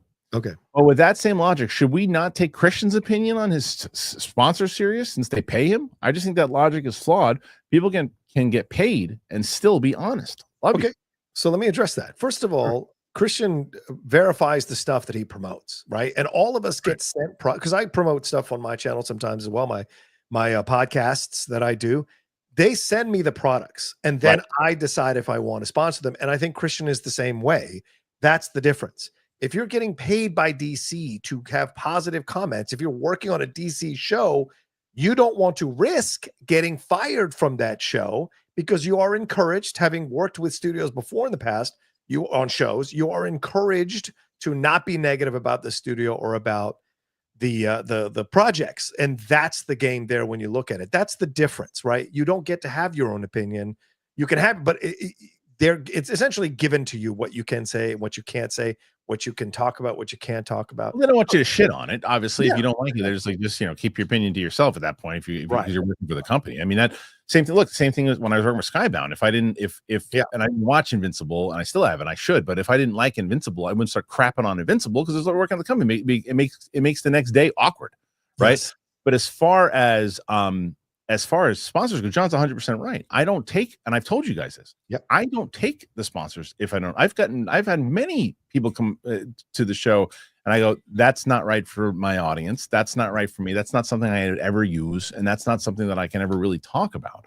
Yeah. So I only talk about this stuff because they say, we want you to have personal experience with this stuff, so the audience like I literally have Magic Mind. I have tons of Magic Mind because I love this stuff. And I thought, and it's not even a sponsor today. So yeah, I think John said it right. Galaxy Geeks. Hey, Luke.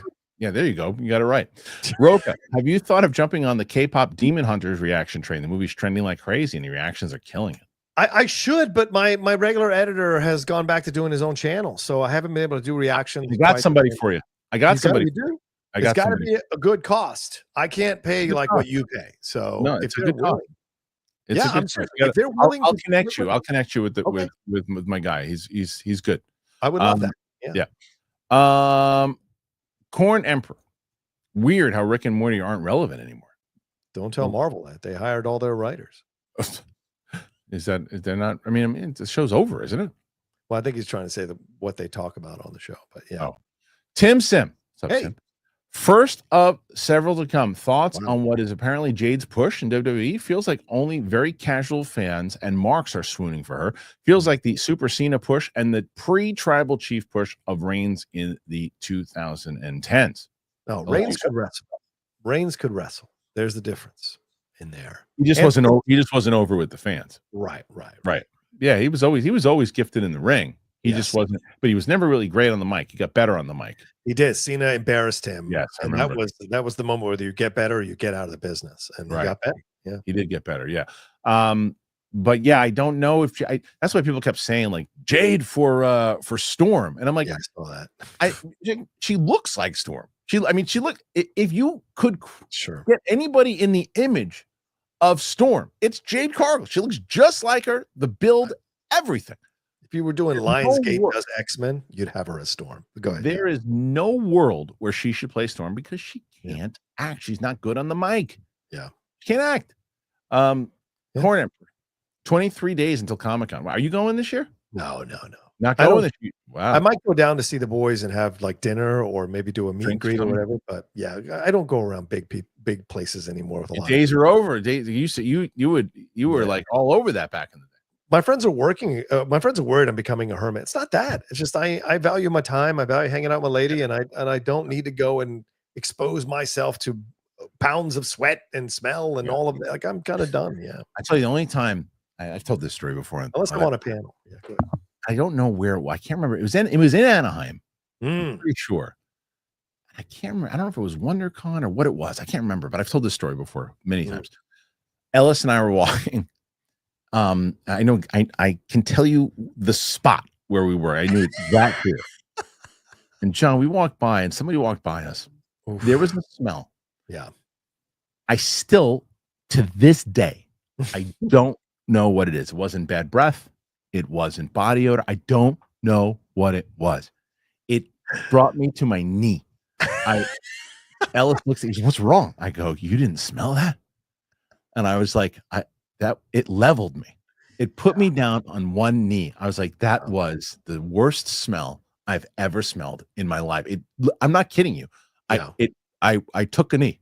It was that bad. Kristian Unpronounceable gifted 5 Harloff memberships. Thank you. Great time to do it. Look, by the way, for those people, the Grasping at Straws pilot, it was exclusive over the weekend for members. There's over 200 people who have already watched it, which is amazing. That's great. And I thank you guys. There's almost 20 comments on it already. And like I said, it's exclusive to members. We only have like 500 members right now. We have 500 members, but like the fact that many people already watched it, it's great. And I'm going to ask you guys again, like once the show is over, which is going to be, within the next half an hour, we're going to play I'm going to make this public, the pilot episode. All I'm asking you guys to do is just go over there, throw a comment on for me, click the like button, just go. That's it. That's all I'm asking you to do. I'd love to get your thoughts on it. Okay. Let's see. Next one here. Got my invite for Superman, July 7th. Did you? IMAX. Oh, yes. It's right by my house. Yes. Al Rensha. How badly did studios fumble the franchise of Transformers and Pacific Rim? Second Pacific Rim was awful. And Transformers, since first one, has been trash. Al. Oh, here we go. Al, it made $4.5 billion. I would love to fumble the fuck out of a franchise to make $4.5 billion. So you cannot, you want to say quality and all of that nonsense, fine, but $4.5 billion, they did just Paramount was living nice and easy off of that money. Now, Pacific Rim, I agree with you. That didn't work financially and didn't work creatively. Both of those movies were not good. And I love Guillermo to pieces, but that first one and the second one were not good. So, but Bay's coming back, baby. Are you really happy about that? Oh, 100% excited. Are you kidding? Please. Look, no offense to Transformers 1, and I'm glad that Josh Cooley is getting a live action Transformers film. That's great. The G.I. Joe crossover missed me with that nonsense. But bringing back Michael Bay, hopefully having learned some lessons and figured some stuff out and taken some hits on Ambulance, taking some hits on Six Underground, maybe this is a slightly humbler, older Michael Bay who will deliver something more in the vein of what people want from who love the original Transformers and still have a little Bayisms to him. So yes, I'm very excited. Yep. Okay, so that was nice, Mike. Thank you. Mike saw it. Pilot's pretty good. Weird to see baby Mark Ellis and baby Ken Knapsack. Yeah, they were. You see, dude, there's a shot of me, and I'm like, it's because my daughter wanted to watch it. Because it was nice. On full thing, and my wife was just like, that's how I knew you. It's like it's crazy.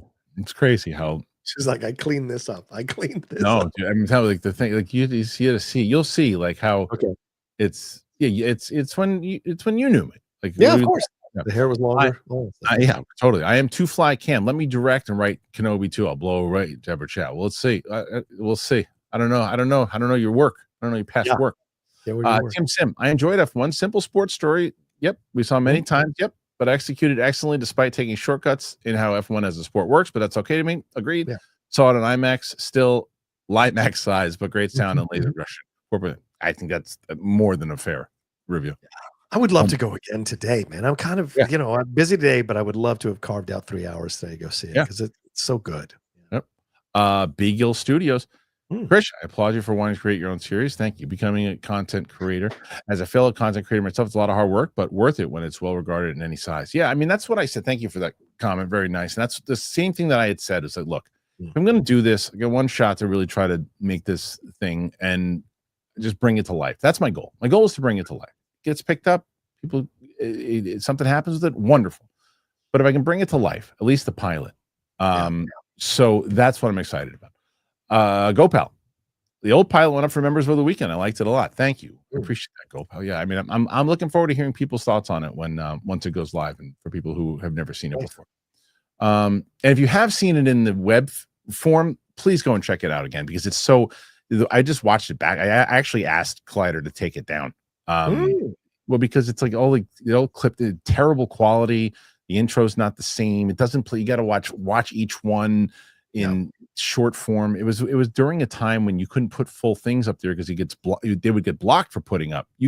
Now you just get demonetized if you put the music up. Back then you get blocked for putting the whole damn thing up. So I had to space it out.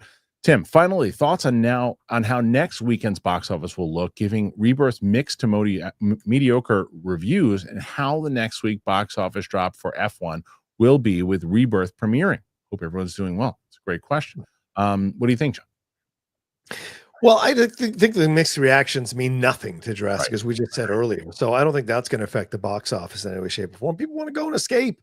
On dinosaur movies on July 4th, that's a fun way to escape. And Scarlett is great. I love her. So it's great to see her getting that shot. So I think that'll be enough to carry it through. Probably maybe 130, 140. Wouldn't be surprised if it hit that. I don't think F1's going to drop that much. It'll drop the standard, but it won't drop too much. And I think that's a good thing because people want to enjoy this kind of stuff and enjoy these kinds of movies. So yeah, I don't anticipate too much of a drop for F1. And I think Jurassic's going to be just fine. The second week of Jurassic is where we're going to find out if it is hitting with the fans or not, All right, next one here, and this is Tanner's Garden. Love you both. I appreciate the news and entertainment. Thank you, Tanner. Keep up the great work. Have either of you heard anything about Blade Runner 2099 release date, trailer, anything? Is that animated or something? No, it's God, I forget who is starring in it, but I think it's still in motion from what I understand, but there hasn't been much going on so far, and all the updates because Michelle Yeoh is in it. And it's a series is what it is. Series, so, it's picking up obviously because of the title 50 years after Denis Villeneuve's film, and it's set in LA. So interesting. I mean you got me on TV show. Yeah, you got me on TV show. Movie, I'll be like, oh, they're doing another one. But TV show, got me on TV show. That's a good way to explore it. Joe Hendo, You probably talked about it in a previous show, but thoughts on the rumor of Michael Bay returning to Transformers? Rocha loves. I think it's going to prove to Rocha that the franchise is at a standstill. I think it's going to prove. I think I'm telling you, and he's going to spend even more money than he ever did. No, I think they're going to put him on a leash. Yeah, right. 150 to 200 tops. Right. Art's going to drive me nuts here. And/or ruin Star Wars. Any other Star Wars project is after Andor season 2. Oh, okay. I don't understand what you're saying here. How would we like it when we know it won't be anything close to Andor? Okay, that's fair. Whether it's series or Mando season 4 movie theater edition. I understand what you're saying. I know. Well, listen, that's kind of our point. What John and I just said about Obi-Wan season 2. Yeah. It's like, can you get past your, as John says, with the ego? Can you put the cowboy hat down for a second and say, look, this is what people actually really liked. My stuff, just the cartoon writing and everything. It's not working for everybody. So maybe we should do something like this, and maybe we should try it with Obi-Wan. Or you're going to say, no. I know. They haven't responded to the stuff I'm working on yet, but they will. Right. We'll see. I think the latter will happen. John, go ahead. No, I agree with you. I agree. I was just saying I agree. Yeah. Jake. N2W was literally about to ask an X-Men question, but then I saw John's shirt and realized I wouldn't get a valid response anyway.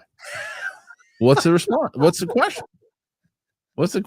First of all, this is a comic book X-Men shirt. So if you're asking me, he's trying to make fun of the fact that if you wear a shirt for something, but that's two different things. Why do some of you willfully ignore nuance in a comment? I don't understand.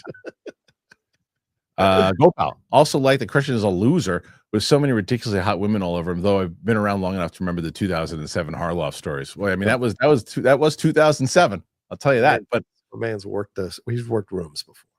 But look, I don't think the character is a loser. I think the character is a sap. I think, at first, and he was in love. Yeah, he was in love, and it was Serena Vincent. How could you not be in love with Serena Vincent? Come on. Kristian Medard 2651. Okay, Harloff, you should follow what Shane Gillis did with Tires and shoot a 6-episode season, then shop it out. F1 was great. Took older family to love it. That's essentially what I want to do. Here's the difference with myself, Shane Gillis. He's got a little bit bigger an audience than I do. Well, yes, so he can fund a full 6. But this is also the same thing though. As much as I kid about that, you guys are powerful as hell. You always have been. And I know that if you like it, then you're going to want to see more of it. Right. But that's my job. That's my job to make sure that you want to see it, So yes, that's ultimately the deal is I want to try to shoot a season 1. And if it has to be 6 episodes, because it's probably the idea, right? To do like 6 episodes is more realistic to do it that way. And then if it goes, then you do more in season 2. Probably a smart way to do it. So yeah, I'm going to try to put that together, and it's probably not a stupid way to do it. I'm just going to, my goal first is I have to put the pilot together, the script. Once the script is done, I already have a director that I want that is going to read it. And I already spoke to this person. And as soon as I get that person to read it, and then if that person commits to it, then we're off to the races. Right. So we'll see. But as far as F1, I think everybody is really digging it. And I love that. Tim Sip. P.S. When Jade made that speech after her match last weekend, including the part of not listening to the haters, I don't know why my first thought was on Rocha, but it was. We'll see how Triple H will push her in months to come. I think Triple H is a big fan of hers too, right? Of course, or she wouldn't be getting the push. Right. Yeah. It's well, listen, I liked the content of what she had to say, but if you're not delivering quality, then you complaining about the haters kind of loses its power, because people aren't hating on you because they want to hate on you. They're quote unquote hating on you because you're not delivering a good quality product and you're not getting better. Right. And so I think there's, again, nuance. There's certain haters that hate just for hate. There are other critics who are saying these things because they legitimately know what they're talking about. And to lump everything into hater category because people don't support your haters is nonsense. Utter nonsense. Cisco came to support Rocha. There you go. You guys are supporting him so far. 85. As John's starting the week at 85. Can he hit? He's at 20 minutes left. Can he hit 100 again? But yet another week that he hits 100. Noah, what's a film most people dislike that you love? You know what's that movie? Transformers. Transformers 2, 3, 4, 5, and 6. Not two, but 1, 3, 4, and 5. Yeah. Trying to think, what's a movie that I love? People. I mean, I love Last Night. Last Night is so stupid. And Which one is that? The Merlin and King Arthur. It's so dumb, but I love it. I'm trying to. The one that I always bring up is This Is Where I Leave You was a movie that I remember Amy Rose and Alicia Moore hated that movie, and I love it. The Jason Bateman one? Yeah, I think isn't it Noah Baumbach? I think it's Noah Baumbach. I'm not sure. I liked it. I did too. That's a good film. Yeah. So maybe not. I'm sure there's one out there that I'm not thinking of. Sean Levy directed that one. Oh, I like that movie. Go Pal. Kristian's rapping is the baseball players doing Rapper's Delight in the car with Everybody Wants Them. Yeah, I'm telling you. Yeah, I'm telling you. Yeah, but I'm not. But I know I'm stinking up. I'm not trying. I'm not trying to like look at these fresh bars I'm putting down. Jake, I know anime isn't your thing, but the trailer for the new Demon Slayer movie came out and it's getting an IMAX release. I hope it does well. I know that's how big I know Demon Slayer is. I'm very well aware of the IP. You know what I mean? Yeah. Okay. Mike Joy. Rigo's promoting that one. Yep. Did you see the Kaczynski reel? He almost directed Ford versus Ferrari with Tom Cruise and Brad Pitt starring. I would have loved that. I would have liked it too, although I liked what we got. Yeah, Mangold. I love that movie. Plus, I'm glad we didn't get that because it opens up the door for sequel for Days of Thunder in this. So yes. Okay, 87 so far. No, you know what? 89. I forgot those two that they weren't registered. Sean Zimmy rewatched the original Star Wars films in a different order. 4, 5, 1, 2, 3, and 6 had an interesting impact. 1, getting the father reveal in Empire 2, getting Anakin's backstory. So let's see. So you watched 4. I was thinking about potentially do that with Sam. I think what I'm going to do actually with Sam is Rogue One first. I'm going to do Rogue One, 4, 5, 1, 2, 3, 6, and then paralleling 3 and 6. I'm probably going to do it that way. I appreciate people doing this stuff, right? But I would never do it this way because they weren't created to be watched this way. You know what I'm saying? So like, I respect people want to do it this way, but like for me, the original trilogy was created without a thought that they were going to do a sequel to the trilogy. But then there were some, and they fit together in a way that it's like, because like you can't like you watch Rogue One right into Episode 4. It's kind of an interesting way to do it. I agree, but you know it's true. But even Rogue One has. Well, if you watch Andor into Rogue One, there are some Rogue One things you're like, wait a minute, why would they do this? Why would do that? So, you know, it just opens questions up. But I don't disagree with you. Kristian Unpronounceable. Okay, but seriously, we're doing all these King stories. Redo the Lawnmower Man. They definitely should redo the Lawnmower Man. 100%. Yeah, 100%. 100%. Jake Scott. Sinners ruined trailers for me, but the teasers are okay. Yeah, look, I loved Sinners. I've seen it twice. My name is 3 times. Twice, I think. Loved it. There was too much in the trailer. Way too much. The Haley thing was looking back, it was such a terrible reveal, man. Horrible. Why would he reveal that? I knew from the second the movie starts, I'm like, oh, I know that she turns. Yeah. So, leave that for the movie. Yeah. Monica Robs. Watching F1 today. I know nothing about the sport, but heard great things about the movie, so I'll give it a try. Monica, I'm telling you, I say this about all this every time. I'm not a race car fan. Every race car movie, for some reason, I love. I don't know what it is. Days of Thunder, even freaking Talladega Nights. Do you like Rush? The Ron Howard? I loved Rush. Yeah, Hemsworth and Daniel Bruhl. I loved Rush. Underrated movie. 100%. Daniel, I saw that movie like 2 times in the theater. I love that movie. Love that movie. By the way, shout out to Monica's selfie. That's a good selfie, Monica. Good energy, good, happy, positive energy in that selfie. Love it. Legend MM600. How can I go back to being a member?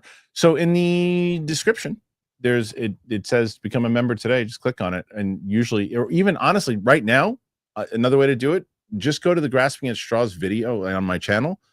Go to before 4 o'clock. Go to click on that now, and then it'll ask you to be a member because it's member exclusive right now. It won't be at 4 o'clock. Okay, so Carlton Rudder, London Calling. Which celebrity, when they pass, will hit you? For me, William Shatner. John Love, Part 1 of Star Trek 4 on. Oh, thanks. Yeah, I'd say Steven Spielberg would probably be a hard one. You know, eventually. But you're saying someone a little bit a little older now. I think Schwarzenegger will be a hard one for me. Stallone. Yeah. Stallone and Schwarzenegger will be double enemies for me, man. Yeah, especially after those that documentary series and that movie. Yeah. That was a good call. Good call. Yeah. Jake, I stopped watching trailers ever since the Avengers trailer when Hulk caught Iron Man. Cool moment, but ruins the stakes when Tony has the missile. Good call. It's not even that. The Avengers trailer, Avengers is the same for me, but it's Hulk catching Tony. Yeah. I remember when he fell in the theater, I'm going, well, Hulk's about to catch him. Yeah. I couldn't believe that. It's so stupid. 92, John. 92. What a comeback. What a comeback so far. Okay.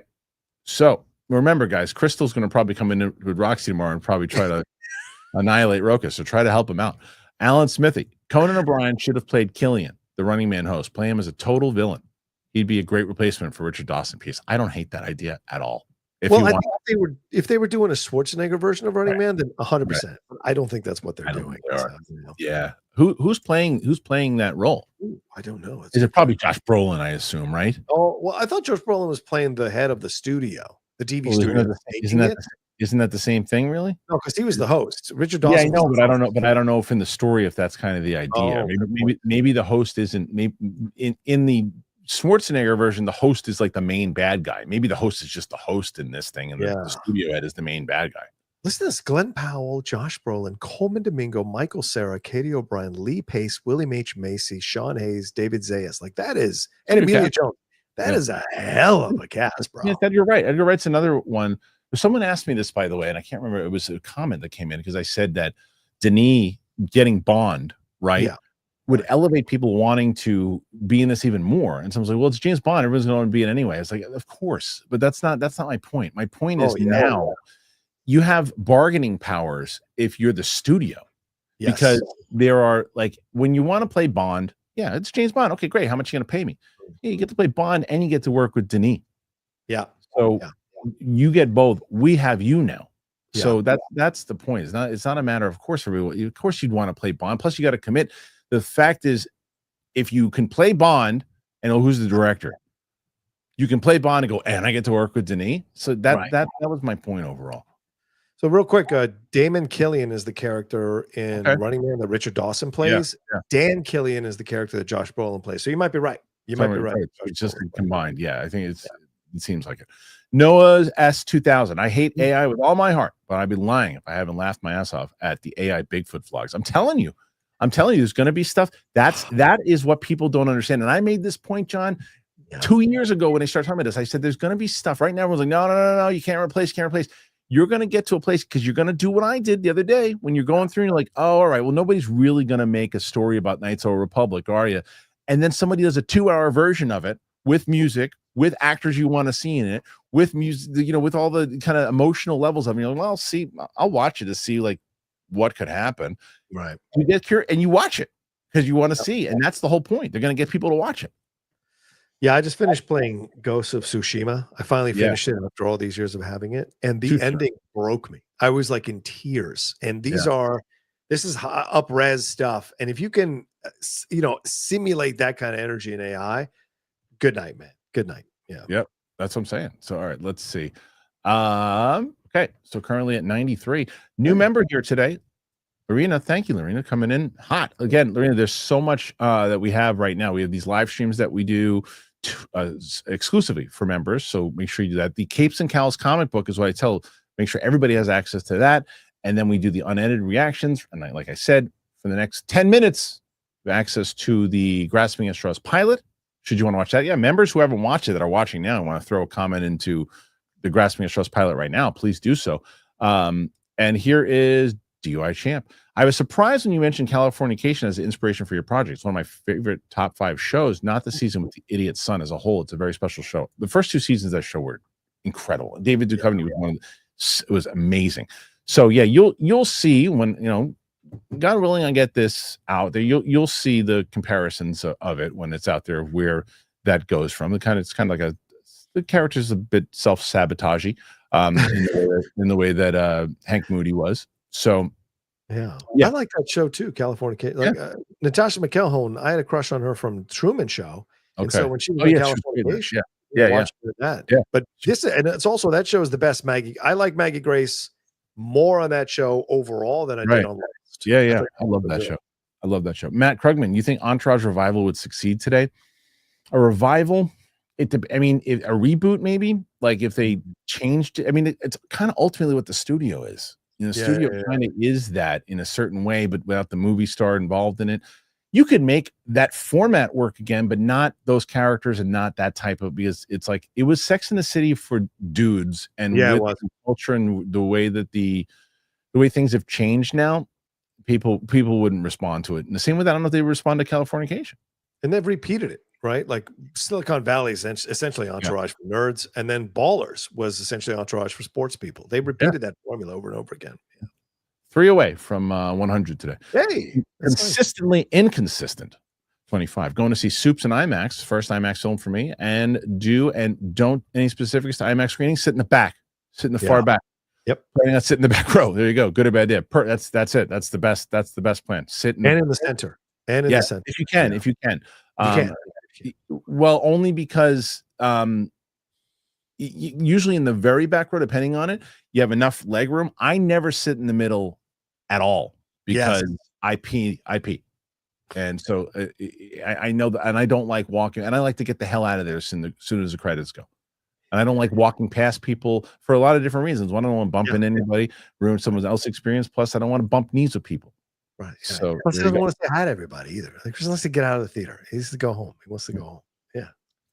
Les Kennedy 1308. That freestyle by Will had better lyrics than 95% of rap songs recently. I challenge you to pull up the lyrics to a few rap songs to compare them. I can't argue with it. I don't listen to it. I'm still listening to rap from 1993 on my playlist.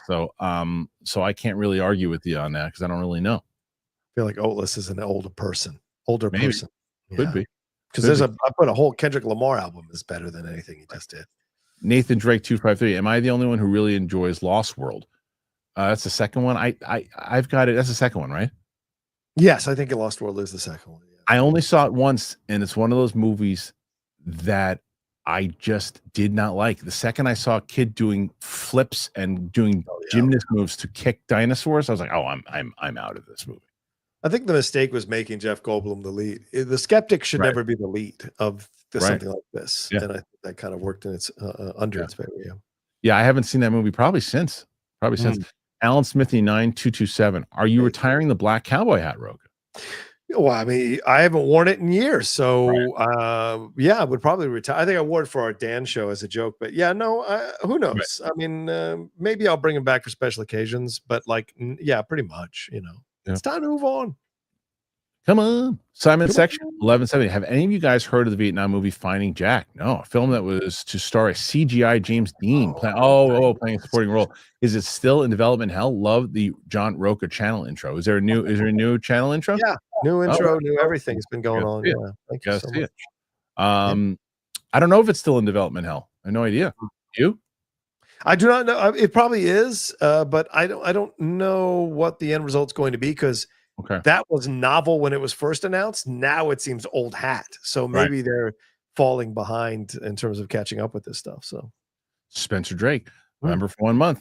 Thank you, Spencer. With all these films getting re-released in theaters, what's an older film you would love to see on the big screen again or for the first time? Inception. Oh yeah. I'll stay in that. I'll say Interstellar.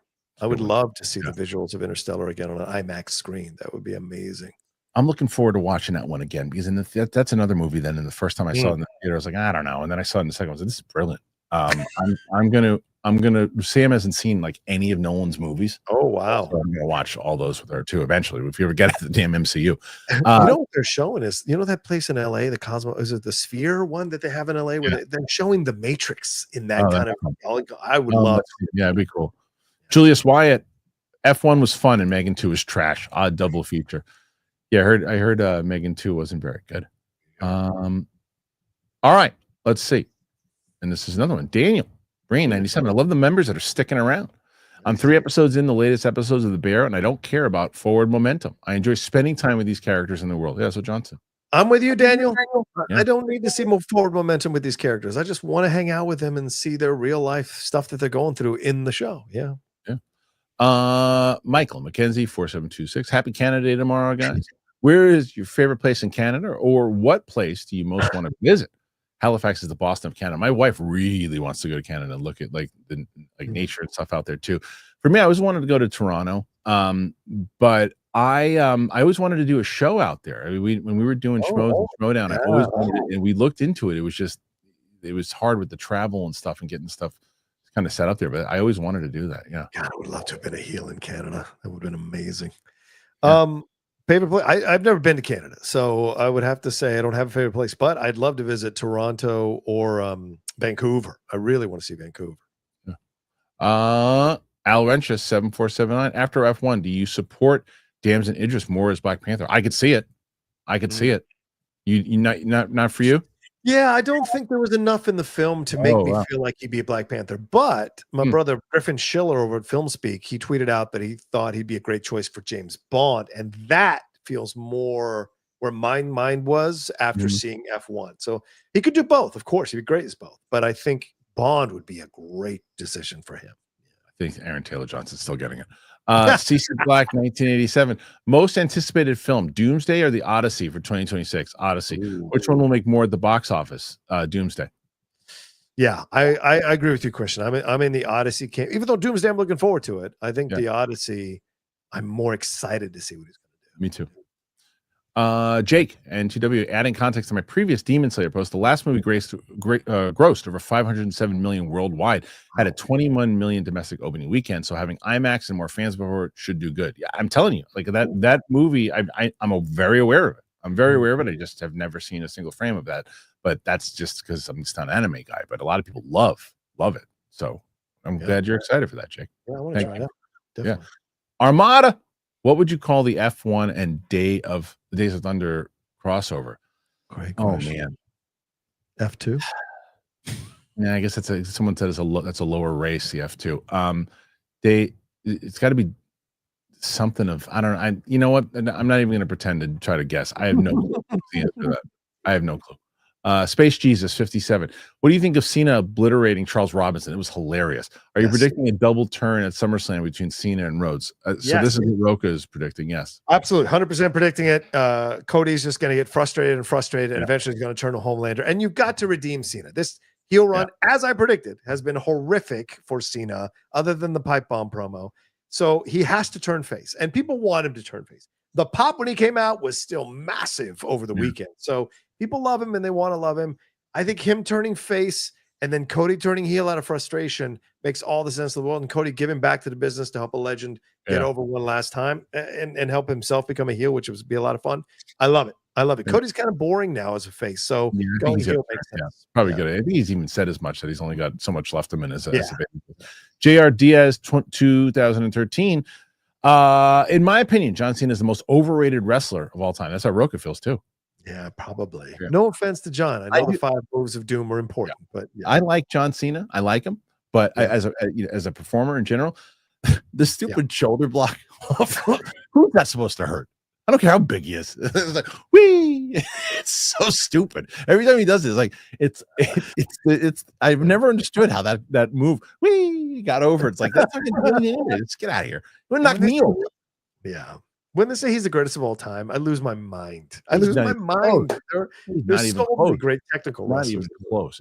Yeah. Kaz CT5LV. The Project Hail Mary trailer was great, but I was glad that I already read the book. Avoiding the trailers is the right choice. Too much spoiled in it. Yeah, I want nothing to do with it.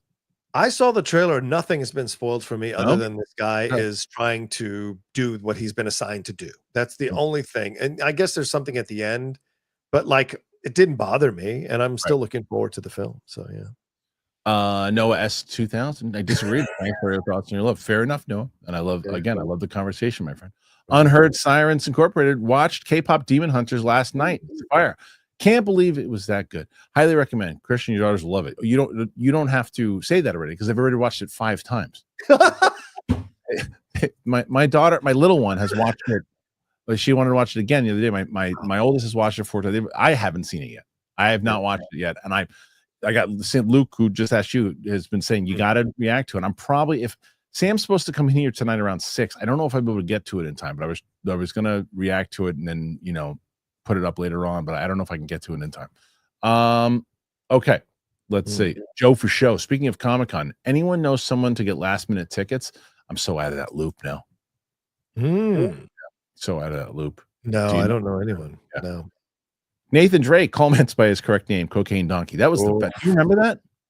Of course I remember that. That hurt my brother deeply. So no, it didn't. No, it didn't. That's no. It's not fair. So he embraced the name and loved it, by the way, when it came out. But then the guy's a respected journalist. Exactly. And so when the audience, at that point, that was Schmoes at its height. We're doing 150,000 views an episode.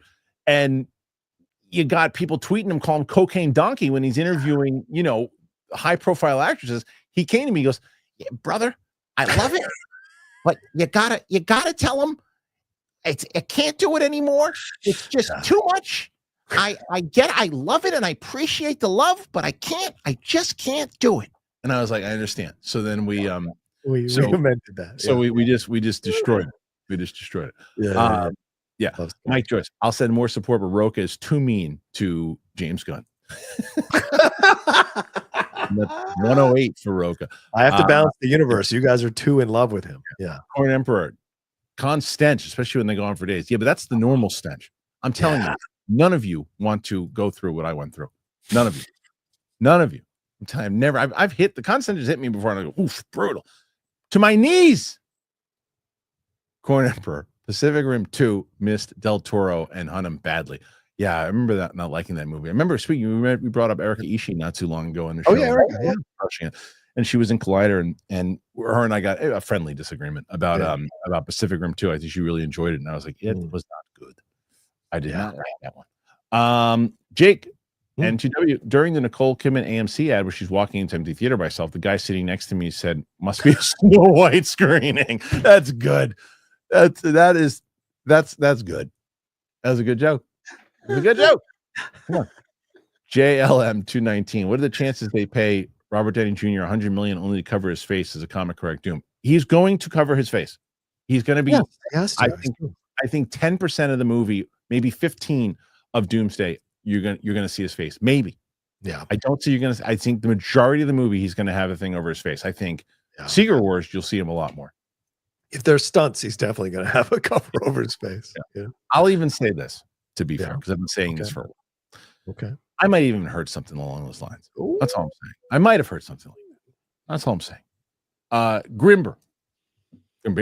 Almost forgot to use this again, but let's go. Let's get Rocha that win. Have a great day. 111 for Rocha. Again, starting off strong. J-Wigs 82. I'm happy for the normies that enjoyed and loved F1, but for us true hardcore fans of the sport, that movie's an insult to F1. Now, this is a different conversation. Disney Plus, just awful. That's the first negative thing I've heard about the movie at all. Right? But coming from that perspective, like I get it, right? Like I get it. Like you could tell me that's 100% accurate, exactly how the sport is, right?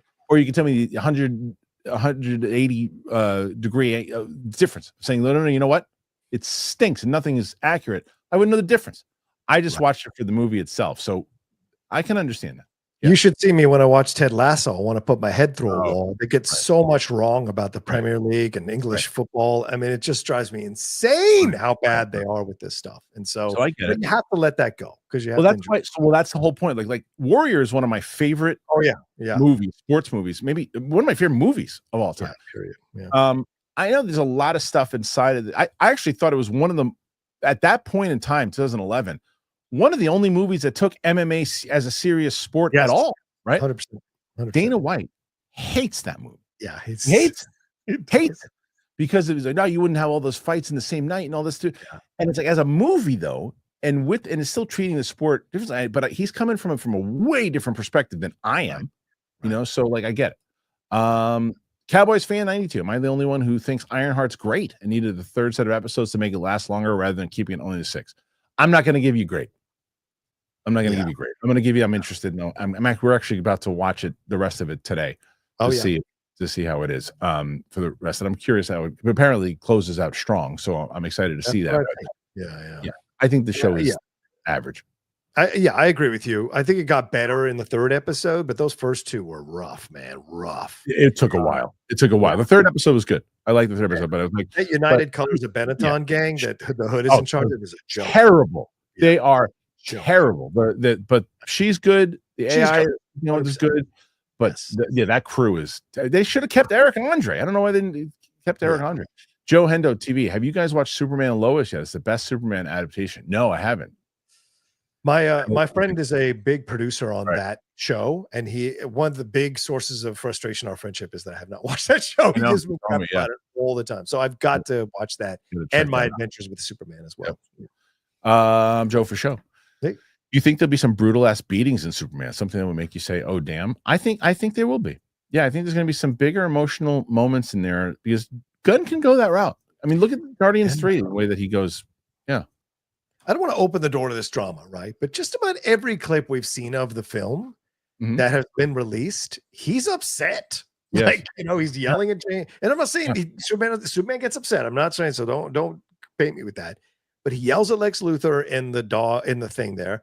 And the most recent one, he's yelling at the robots for not feeding his dog, for not feeding Krypton. Oh, really? I didn't see that. Yeah, I think there's more darkness than you guys are maybe sensing from the movie. Like everyone's caught up to say it's going to be this inspirational, hopeful thing.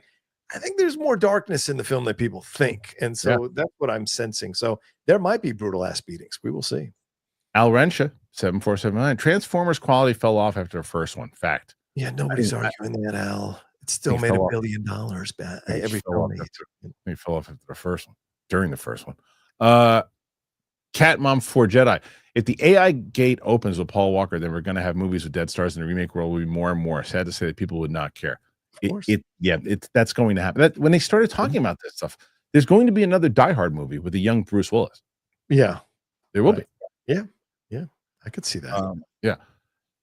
Batman 11. Rocha, we all know you won't wear a Superman shirt to the movie, but what about getting a Superman tattoo and just covering up with a plain shirt? Do that.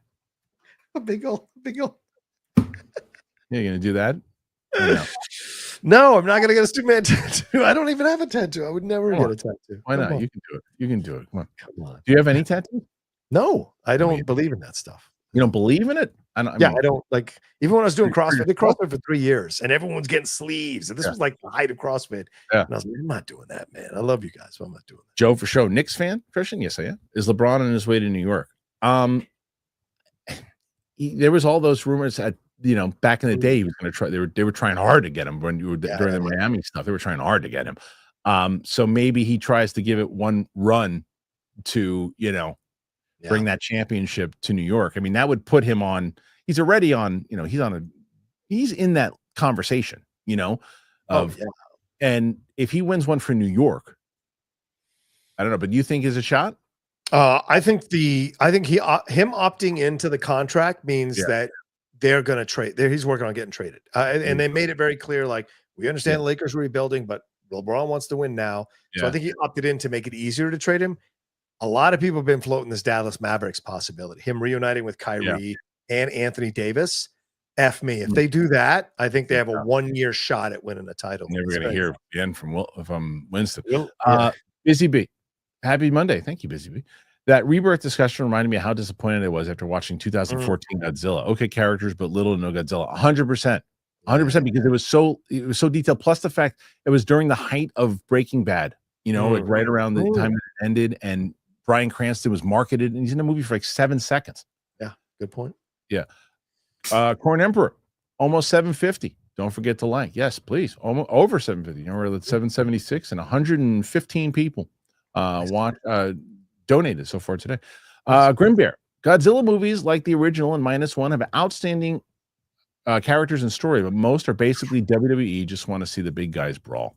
Hey, can I take a break? I gotta use this restroom real quick. I gotta pee. So we got like 30 more, so I want to come back and answer. All right, come on. Yeah. Come on back. Let's see. Can you go solo? Take me off the screen. So yeah, I can do that. All right, so let's see. Are you going to cast Bobby Gucci in your show you're working on? There's a potential. There was a role that, and he wouldn't care. He'd laugh about it. There's a role that would have been great for him, but it's going to go to John Kaiser. But there would have been a role for him. There'll be a role for him eventually, but that particular role is going to go to Kaiser. Let's see. Corn Emperor, how close? Okay, to $100. $100 we have, but we're at 117 now. We're 117. So you guys are doing really good for Rocha today again, but we'll see if we'll see what happens with Roxy tomorrow. Noah S2000. Ghost was such a great story / game. Check out God of War 2018 and Ragnarok if you haven't. It broke me. Such phenomenal acting and writing. I hear great things about all that stuff too. And God of War, by the way, is still working on it because isn't Ron Moore working on that TV show? I'm very curious to see how that's going to work. I'm very curious to see how that show is going to work because that could be great. But I hear, and like that's the other thing is like I wish that some of these games would have come out like 20 years ago. Like I actually played them. Because I can't get as locked in. I don't have enough time for it to play these games, but I hear great things about all those games. What's the Star Trek show that you're doing, Rocha? So I think this is the one and I'll let John answer it when he gets back, but Cinepals, they break down a lot of different materials for over course episodes. Actually, he's back right now. But all right. John, thank you. So, perfect timing. So what's the Star Trek show you're doing? It's Cinepals, right? Cinephiles. I know you have to joke. It's Cinepals. Cinepals is a channel. Sorry. Different channel. Different channel. Yeah, that's Jabby Kawhi's channel. Right.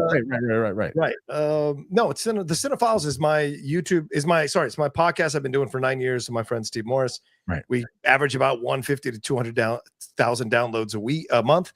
And we are covering Star Trek 4, and we've covered all the Star Trek films except for Star Trek 4 and 5. So we're remedying that, and Scott Mance is our special guest. So you can find that wherever you download podcasts. Yeah, the Cinephiles. Yeah, go pal. I didn't expect Ghost of Tsushima to be samurai and Mongols and not Russo-Japanese war. Yeah, they're gonna make that movie, right? Oh, I hope so. I mean, they're bringing in the sequel, Ghost of Yotei, with Eric as the lead. So yeah. Nathan's 84. So we got Spaceballs, Naked Gun coming out. What other 80s comedy remake would you like to see? I want Major League. Do not touch Major League. You can't capture Major League. And that's not really a sponsor.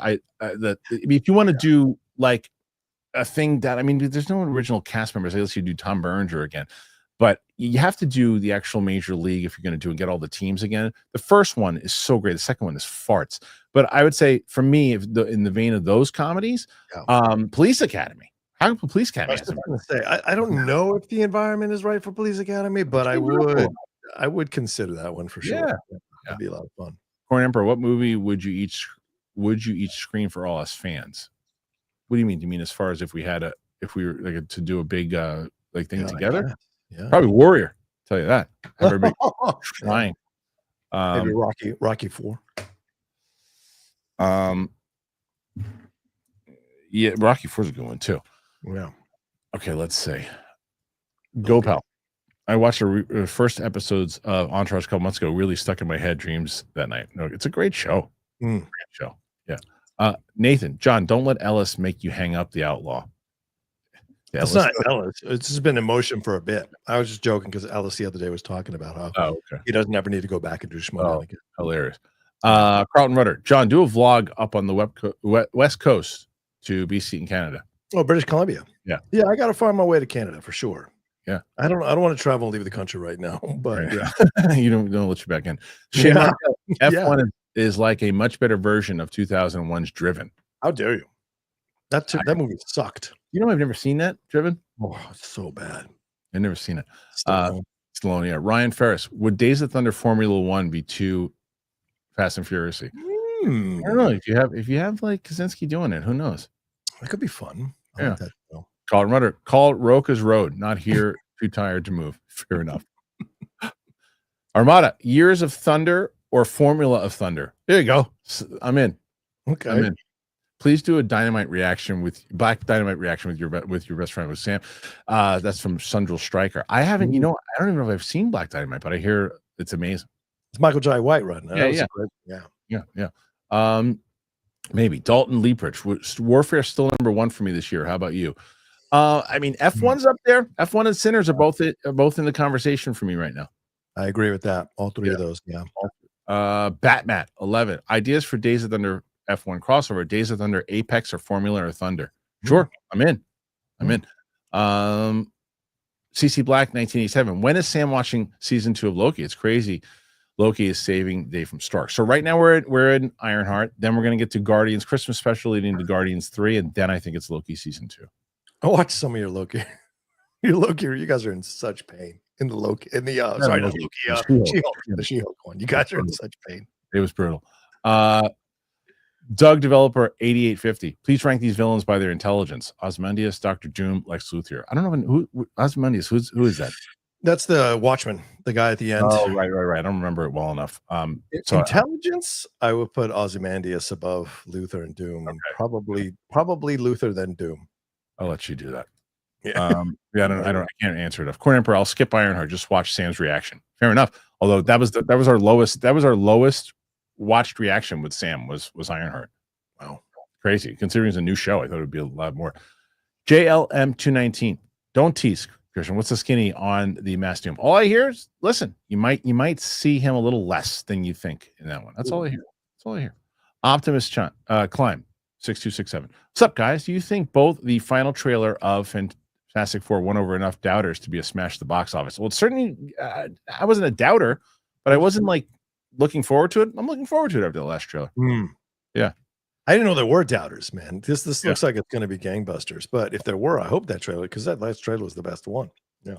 Do you know my favorite Jeff Snyder quote is of the last week though? Please. What the hell is a Silver Age Superman? My favorite. He's like, what? How am I supposed to know what that is? He's speaking for hundreds of millions of people. I mean, he's not wrong as far as like, you know. I know he's not wrong. Marketing on that, it's like, you know, but you're marketing. But to be fair, my response to Jeff Snyder at that point would be like, they're aiming at, they know they're not going to hit you with that. They're going after the audience that does know that to get them excited about it. It's not a big enough audience though, and I don't like that some of the people who represent this audience try to shame other people for, you know, it's Silver Age. What are you, an idiot? You didn't like Silver Age? These people are so dumb. It's Silver Age Superman. Shut the F up, man. You know how many people I could hold in my hand the amount of people that know about Silver Age Superman at the levels you think they do. So the Shea Markel, to the previous commenter's point, while watching F1 and seeing some of Pitt's strategy, I started to wonder, okay, all of this can't be allowed. Yeah, that to me, if I was going in that mindset, then yeah, I'd be out too. But I was watching it as a movie. Yeah, they took liberties, but it was fun. I mean, Top Gun Maverick, same thing. It's like, come on, the fact that those, you don't even know what country they're going into. You wouldn't even still be in the Navy if you pulled a quarter of the stuff you pulled in Maverick. Right. Not sure if I looked carefully, but do you offer memberships for a UAP channel? I do. The thing with the memberships over there, though, Busy Bee, is that it's more so about, it's not as active as this, meaning that it's more for support over there on that channel. And for what we do is that the biggest thing that we do over on the UAP channel is we take a bunch of questions, and then I do an exclusive video at the end of the month with some of the questions that come in from members. So it's not there's more here that is offered, to be completely honest. Okay. I think there's only a few left as we are now. Them shouldn't be on that channel as the Alien. I could be on that channel as the Alien. You can. Yeah, it's true. Paul Hitchcock, 2543. Breaking. Kristian prefers Omar Epps, Willie Mays Hayes. Stop that. To Wesley Snipes. Snyder confirmed. Stop it. Stop it. Don't you dare. And I liked Omar Epps, but it was just like, it was one of the many things that the movie was just. Oh, I agree. That was a terrible sequel. The Shea Markel. I'll say F1 and other motorsport films I've seen may be interesting following F1 and MotoGP. I had to Google what dirty air means, and I'm hooked now. Okay, yeah. See that's where like I first split second said, do I think I could watch this? It's like, but they don't follow it the same way. It's like it's just see cars zipping around the place. I don't know. Well, that's what they did. They didn't do F1 for the F1 fans. They did F1 to, you know, kind of make it more appealing to more of the regulars and the casuals to get them into F1, you know, and so that's another goal of the movie. PLD said compared to Back to the Minors, Major League 2 was a masterpiece. I don't disagree. Agreed. Last one for now. Nathan 84. Come on, Major League 3 could be Charlie Sheen's comeback. I don't think so. Anyway, listen. All right. John hit 123. What a day. Wow. That's a big day. It's a big day. So You're pushing it on Roxy again. Will Roxy get 2 in a row, or will Rocha take the victory? Well, look, see, they're not stopping yet.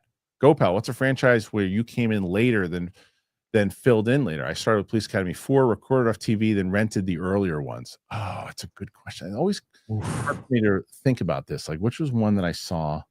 I'm like, oh man, I got into this late. Everybody else, Jesus, I don't know. I don't remember that. I'm sure. And the answer is, I'm sure there are some. I don't know. Yeah. I don't know. I mean, TV shows are easier for me to right. But that one, I don't know. I don't know about that one. Yeah, it's tough. Sorry. Sorry. This is somebody who just watched my pilot. Never understood the phase ruining my childhood when it came to remakes, reboots. Can't people just, not watch it? the OG doesn't get erased 100%, but it's still something to say. Like, and there literally is a line that says something along those lines in my pilot about that. Shay Markel, John, am I wrong? F1 and Driven had similar character premises and driver dynamics, right? Are there any movies that made you guys interested in a sport? Yeah, but brother, it's a typical sports movie, so there's a lot of dynamics that are very similar to sports movies, regardless of whether it's F1 or not. So I don't think it's unique in that it's copying. Like, people accused Sinners of copying Dust Till Dawn, which I thought was ridiculous. So yeah, that's silly. Yeah, I would say Tin Cup for golf. Oh, that's a good one. Yeah. I would probably shit. I don't know if there's a movie that made. I mean, hell, Rocky boxing. Yeah, but I was, my dad grew me up on boxing before. Yeah, Rocky.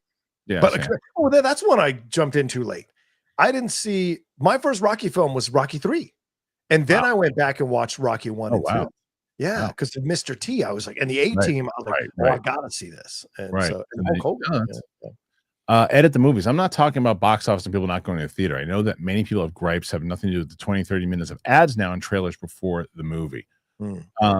Yeah, I mean, it's true. It's like people do have the 20. There's a lot of ads. I mean, that's a lot. It's a lot. I mean, maybe that's how they're paying for it. I don't know.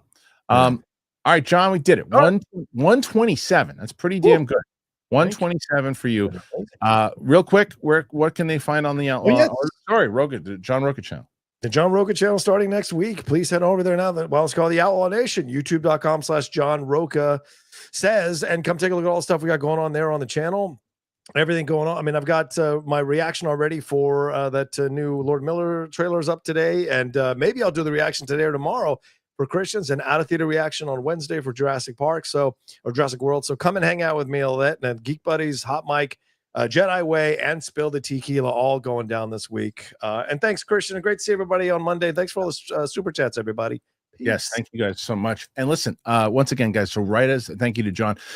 Thank you to all you guys. So listen, I'm going to turn this stream off, and I'm really asking for the 730 people that are watching right now, and for people who are watching on the replay, please go and check out the pilot. Put your comments in there, put your likes in there, put your thoughts in there. Like I said, this was from 2007 of what we did back then. I'm looking to try to do something a lot different, higher production budgets, do all that stuff. But this is just something that we did that we were proud of. And I hope that you guys enjoy it, check it out. And you can see some friendly faces I haven't seen in quite a while. Peter. Hey fellas, hope you guys enjoyed the upcoming 4th. Checked out Novocaine. Show is pretty cool, and San Diego looks pretty sweet. I have to see Novocaine, but I heard really good things about it. Pilot's like 27 minutes. The one that we put up on the channel, it's about 27 minutes. And as soon as I click end stream, I'm going to make it public. So I hope that I can get your support over there. And look, share it if you can do that. I also wanted to get because it was one of those things that when we did it, it was right near, there was a writer's strike. We didn't have a chance to put it out in an audience. We didn't get enough people to see it. So now, if 17 years later, people have a chance to see it and it does really well. If it does 10,000 views, I'll be happy. But there you go. Thanks, guys. I appreciate you. And we'll see you on the flip side. Apple Podcasts, Spotify, anywhere podcasts are found. Thank you to all brand new members. We'll see you soon. Bye.